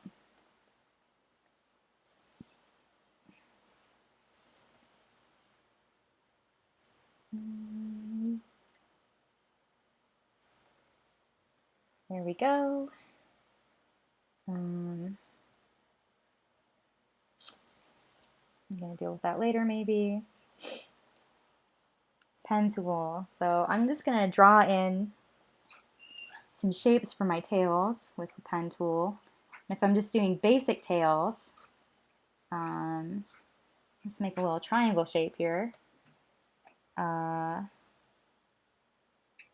And that feels pretty good. Maybe give it a little bit more girth. It's important to make sure your tails are pointing at the mouths of the people who are speaking. Oops, that's not what I wanted. So I'm going to take that color, set on the right layer. It's probably not. I'm going to put that on my bubble layer. Oops. Control Shift V to paste in place. And I'm going to, again, how do I want to do this?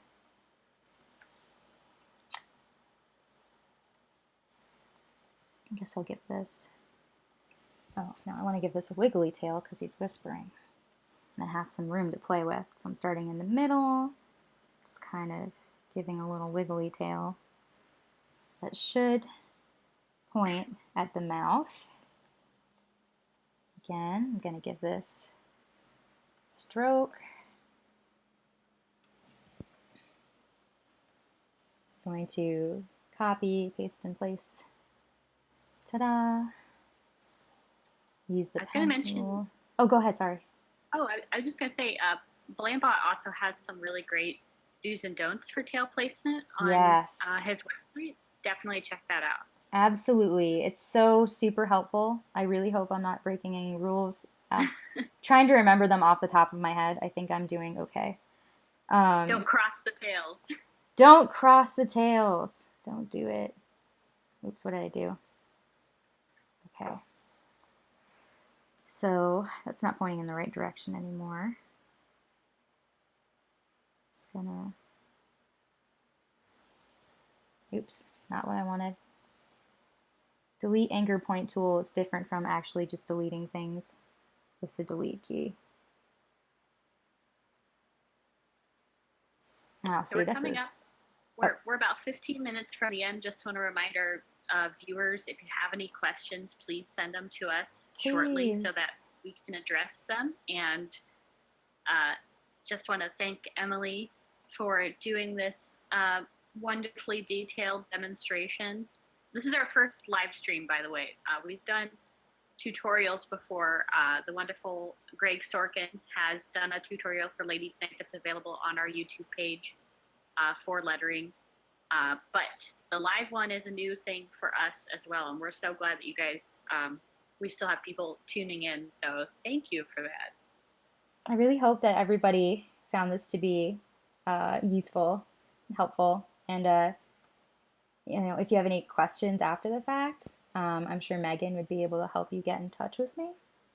100%. I've been tweeting and tagging you in all of my tweets as well, Emily. So people can discern pretty quickly how to get a hold of you directly. But we love, you know, being looped in the convo so we can share those questions with our audience because generally speaking, they'll be handy for everybody else too.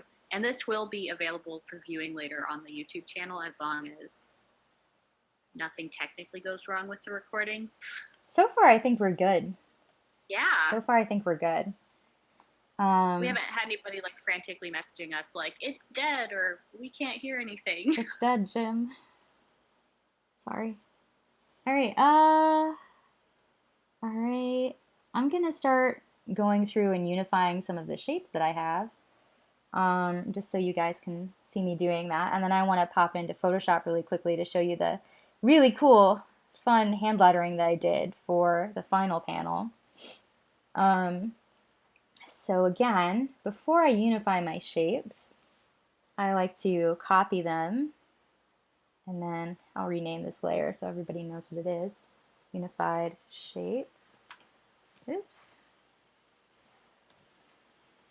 And turn that on, paste in place. And I go over to my Pathfinder panel, and I use the Union option. And oops, I goofed. There's one more thing I need to do before I do that. Using the expand or expand appearance feature is really important.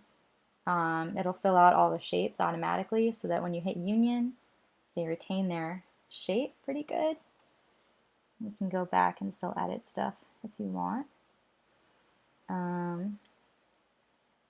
And let's see. Oh, one more thing I should do before this ends.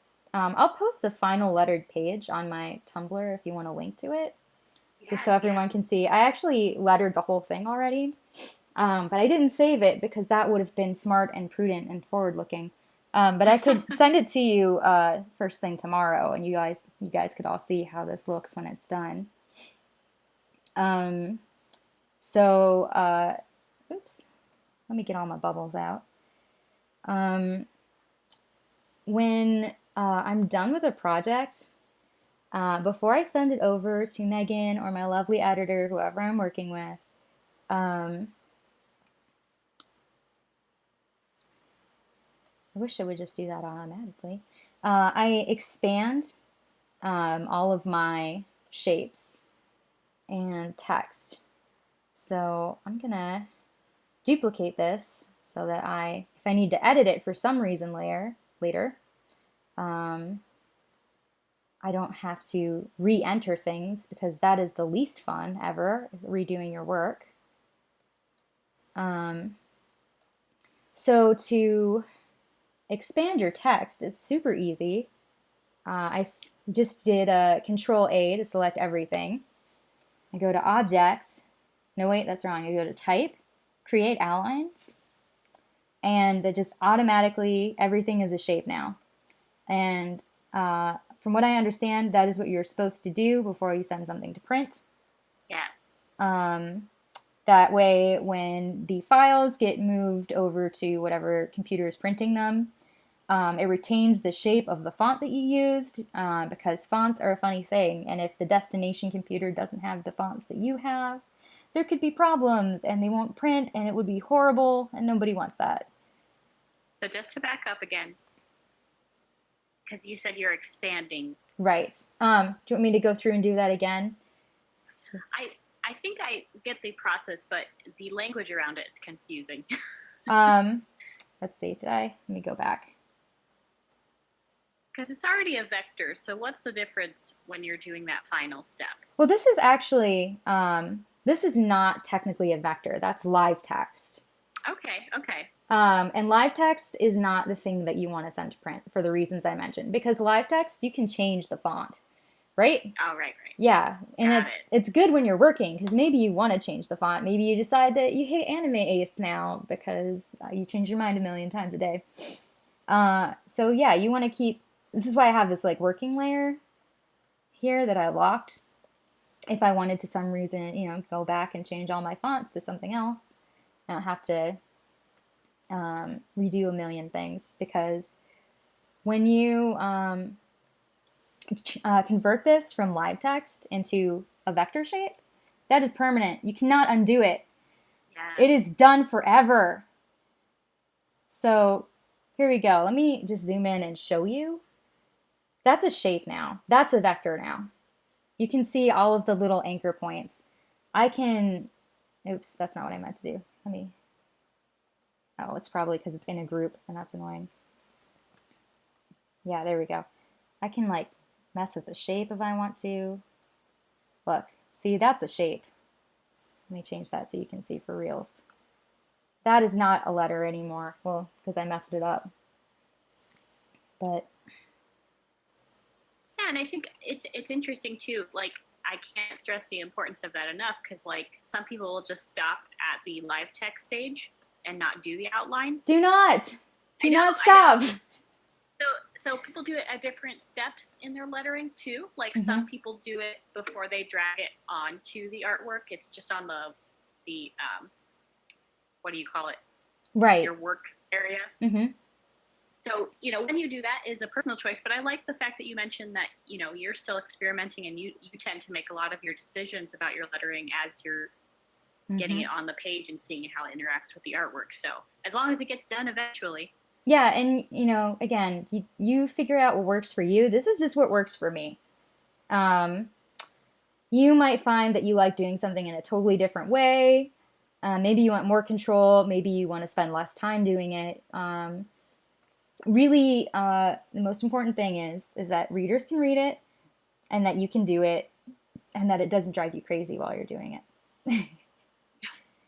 And that you don't make a horrible mistake that you will regret forever when you change all of your text to live text and then can't go back and change it later because you realize that you made a typo and you need to fix it.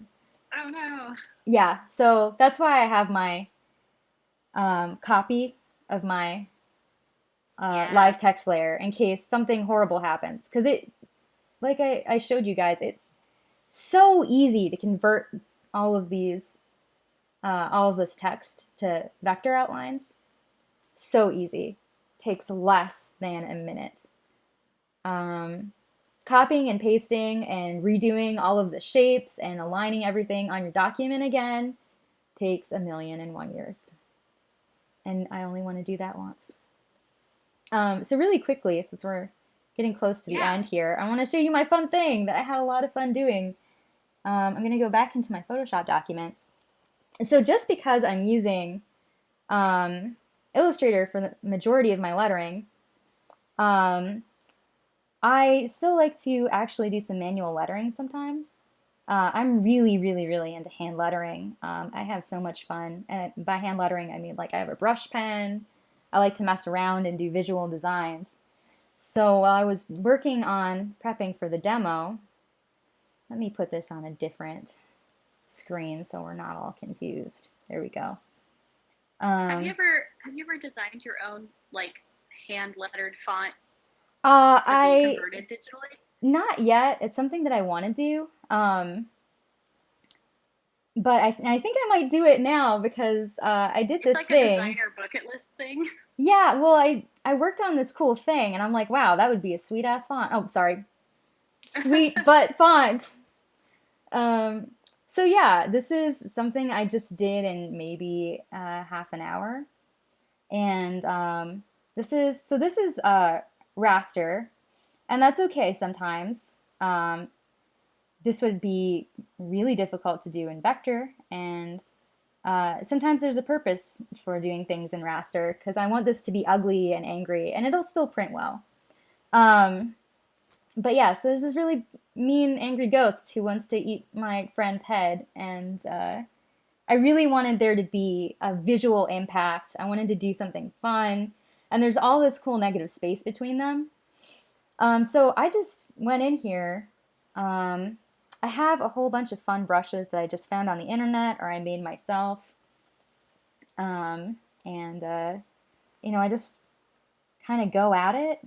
And, I just have fun. That is one sweet butt looking font. Thank you. So yeah, if you want to try doing some fun stuff by hand, again, it's like if you have a great reason to do it, just go for it. Have fun. Have you Uh, ever hand lettered an entire comic digitally? Maybe I might have done that when I did 24-hour comic day. I can't remember. I'm pretty sure I did though. Oh Um, wait, did you do a 24-hour comic day digitally? yes. Wow, I want to see it. It's on my Tumblr. It's not that great. Don't get too excited. But I like doing it in Illustrator when I'm working digitally. It's just easier on my little poor hand, my tender hands. And again, you get more consistency for me. Um, yes, there we go. Now it shows up in this page, which is great, and it's exactly what I want. Thank you for magical Adobe stuff. Yeah, if you have a really consistent hand, there's no reason why you can't hand letter something digitally. It's absolutely fine. Go for it. Have fun. And as long as like I said, as long as it's readable and you like doing it that way, those are the most important things of doing lettering. So yeah, it's Magic. it's lettering magic. Um, Sorry, I just saw the file update in Illustrator from Photoshop. this is linked files are the best thing. If you go back and forth a lot. So I guess it's almost 11 o'clock here. I wish I had been able to finish the whole thing, but I didn't use my time super wisely, sadly. I was slowing you down with questions. No, you weren't slowing me down. I would have gone exactly the same speed if you weren't asking me questions. And I like answering questions. I want to make sure that everybody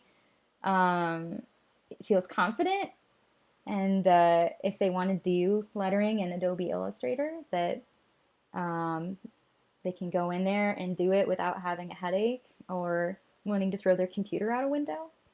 Well, I tell So, you what, I'm not super familiar with Illustrator, and you've certainly made it seem a lot less intimidating. Just going through the process so thoroughly. So maybe someday I'll try my hand at it. You know, like it's it's just hard to wrap your head around. Like if you feel comfortable in one arena, like how do you feel about people who use like Manga Studio um, and then I've never tried Manga Studio actually. oh okay. Um, so I don't really have any feelings about it. I'm sure that it is an equally great program and that it's got pros and cons compared to Adobe Illustrator. I mean, Adobe Illustrator has its fair share of problems in lots of different ways. But that's just software. Yeah. You just got to pick something that doesn't drive you absolutely bananas, or hopefully that you feel neutral about, or even better, that you like working in. I feel pretty neutral about Adobe Illustrator. That's where I feel. If there was a better program out there for lettering, I would give it a try. Well, now that we're nearing the end, because we don't want to keep you up all night, do you have any final thoughts, words of wisdom you want to share with our newest crop of creators? Um, just I was very nervous about doing lettering the first time that I participated in LNA, and just don't try not to worry about it too much. Try and enjoy it. You are going to do better than you think, probably, because if you're like me, you're 100% nervous about the first time you do anything. Um, yeah, and just, and have fun. And if you're worried, if you need feedback, reach out to your editor and your writer. They'll probably tell you that you're doing an amazing job with the lettering because all the ladies' night people are wonderful and amazing and magical. Oh, Yeah, that includes you, Emily. thank you. Thanks, Emily. Yeah, so feedback is great. Print your work on your desktop printer to make sure that it's not too small or not too big. Uh, Convert live text to outlines. Yes, Um, yes. Go to the internet or to comic books for inspiration if you're feeling stuck. Or again, ask people for help if you're feeling stuck. There are lots of great people in the community, and I'm sure we can find somebody to help. I will be available to help for sure. So, Well, thank you so much, Emily. And I will say, too, the value of sharing your work in progress. I know it can be really hard as a creator to show something in its formative stages. Everybody wants to wait until it's completely finished and polished, but especially with lettering, you don't want to mm-hmm. letter 6 pages and then get feedback from the editor or writer saying like, I really don't care for that font. Well, it's like you guys could see how much work goes into it. Mm-hmm. Don't put yourself in that position. Definitely share your lettering as soon as you start. Send a page over and say, what do you think? Just because it's going to save you a lot of heartache if things are not what's expected from your collaborators. So Right. please do that throughout the process. And on that Uh, note, also, yes, the first time you do anything, very rarely do I give something to someone and they're like, that is 100% aces, like perfect, don't need any changes. Usually, and I mean, with the ladies' night people, again, you're all wonderful. It's always very gentle suggestions and feedback. So, yeah, I mean, just keep that in mind that you're gonna get suggestions, and the sooner that you get suggestions in your process, again, the less heartache. Um, and just I think that when I worked on the LNA projects, I was probably sending emails every day or every other day. And I just figured if I was being annoying, my editor and my writer would ignore me. There's never such thing as like too many emails. I guess there is such a thing. Don't send an email every minute of the day. That's horrible. But it's again, people can just ignore a message if you're sending them too frequently. They'll get back to you when they have time to sit down and look at it and give you feedback. It's better for it to be there for them to look at than for you to send something after you've spent a lot of time working on it and have to change a whole bunch of stuff. Yeah, and I will say too, as an editor, there's no such thing as being overly communicative. Uh, we love to see things in progress, and it's like the the secret joy of editing comics is that you get to see this thing come to life, and you get to see it at all stages. It's really a treat. So we love seeing in progress work from artists, and um, keep keep it up. And there was one other thing I was going to mention. Oh yeah, like keep in mind a lot of your collaborators are new at this too, Mm-hmm. and sometimes somebody might make a suggestion, and your reaction might be, I don't know if that's going to work. And let me tell you, your editor doesn't know if it's going to work either. That's why it's a suggestion. So in the formative stages, just keep that in mind. Like, suggestions or edits, sometimes they're just coming from a place of like, let's give it a try. And you put as much into uh, an attempt as you like. And that's why it's important to, send a progress shot or be like, I did it on a small scale before I do it on a large scale. Right. So that includes lettering. And because I just know that when you get towards the end of the project, you've got your final art and you feel so close to the end, it can be really tempting to sort of rush through this final stage just to, get past the finish line. But you want to give it the same care that you do Mm-hmm.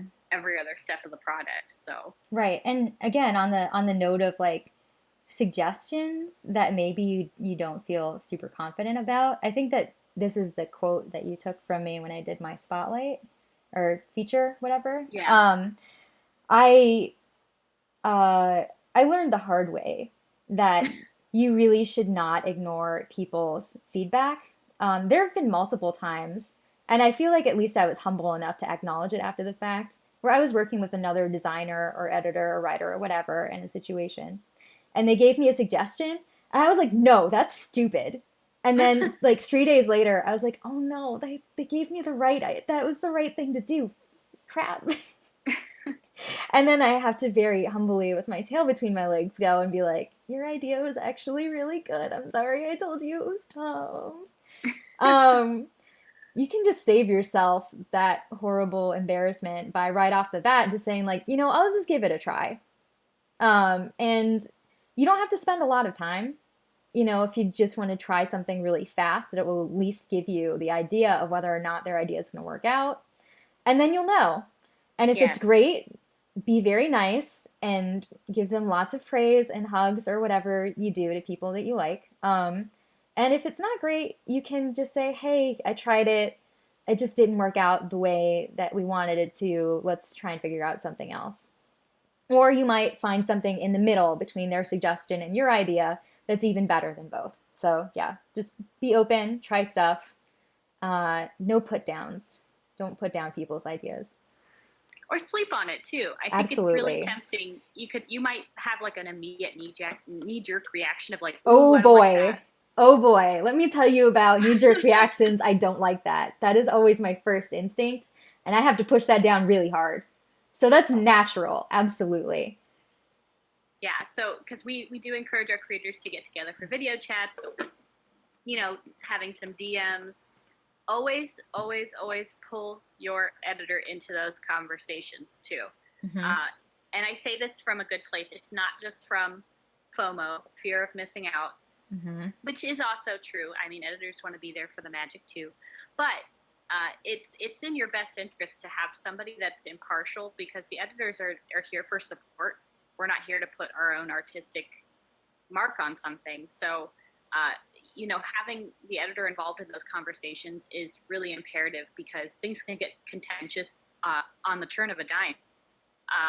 Because you never know when an element's going to come up that feels really personal, Yes.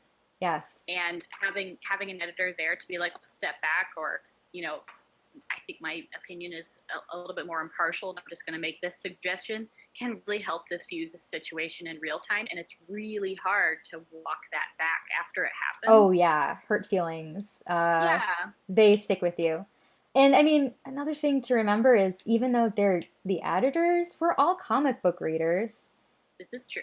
And we all learn things from reading comic books. So, yeah, they might not be an author or an illustrator, but they still have experience reading comics, and that is valuable. And they have a perspective that is not yours, and that is valuable. Well, and I will say too, after 5 volumes and working with literally over 100 creators, your editors have a lot of, uh, you know, real life experience with seeing how people approach making comics. So if you come to us with a problem or you think it's unique, again, there's a good chance that we've seen that problem before and we're ready to tackle it, and in a way that's going to take a lot of the stress off of the creator, because I mean, there's not a like I shouldn't tempt fate, but every time we make a book, something doesn't go right, and we're here to tackle it for you. You're not alone in it. So Right. uh, definitely reach out. But I think this has been a really successful workshop, and I want to thank you again so much, Emily. You did so much amazing prep work, and are you going to finish making this comic in like, or Um, is it going to remain a demo? well, I have the final version of this page, Yeah, and the page. it's just the one page, and it's the original book is a whole long novel. So unless I really want to undertake a project, and I'm not sure if the author would like it if I did a whole comic of her whole book, that might not be great. But I would love to do a comic for this book because this book is amazing and wonderful, and it would be perfect for a comic. Maybe I'll do some other pages from it for funsies. Because again, magical boyfriends, finding ghosts, what's not to like? There's lots of fun stuff to draw. Fun stuff to read too. Well, thank you again. And if you guys have any questions after the fact, just hit us up on Twitter at GCC Ladies Night, and that's our same handle on Tumblr and Instagram. I see Lauren Burke, one of our editors, also said thank you, Emily. I love you, Lauren. And what a lovely on-air voice you have. So, oh my goodness. It's true, though. It's been a joy listening to you. I'm glad. Well, we'll wrap it up for the night, and we will end the live session of it, and hopefully you'll see an edited version of the tutorial. I'm going to try and figure out a way to chop off the first 8 minutes where we were just testing the sound, and hopefully we can figure that out shortly. So, all right. Yay. Yay. Thank you so much, guys. Have a lovely night. Have a good night, everybody.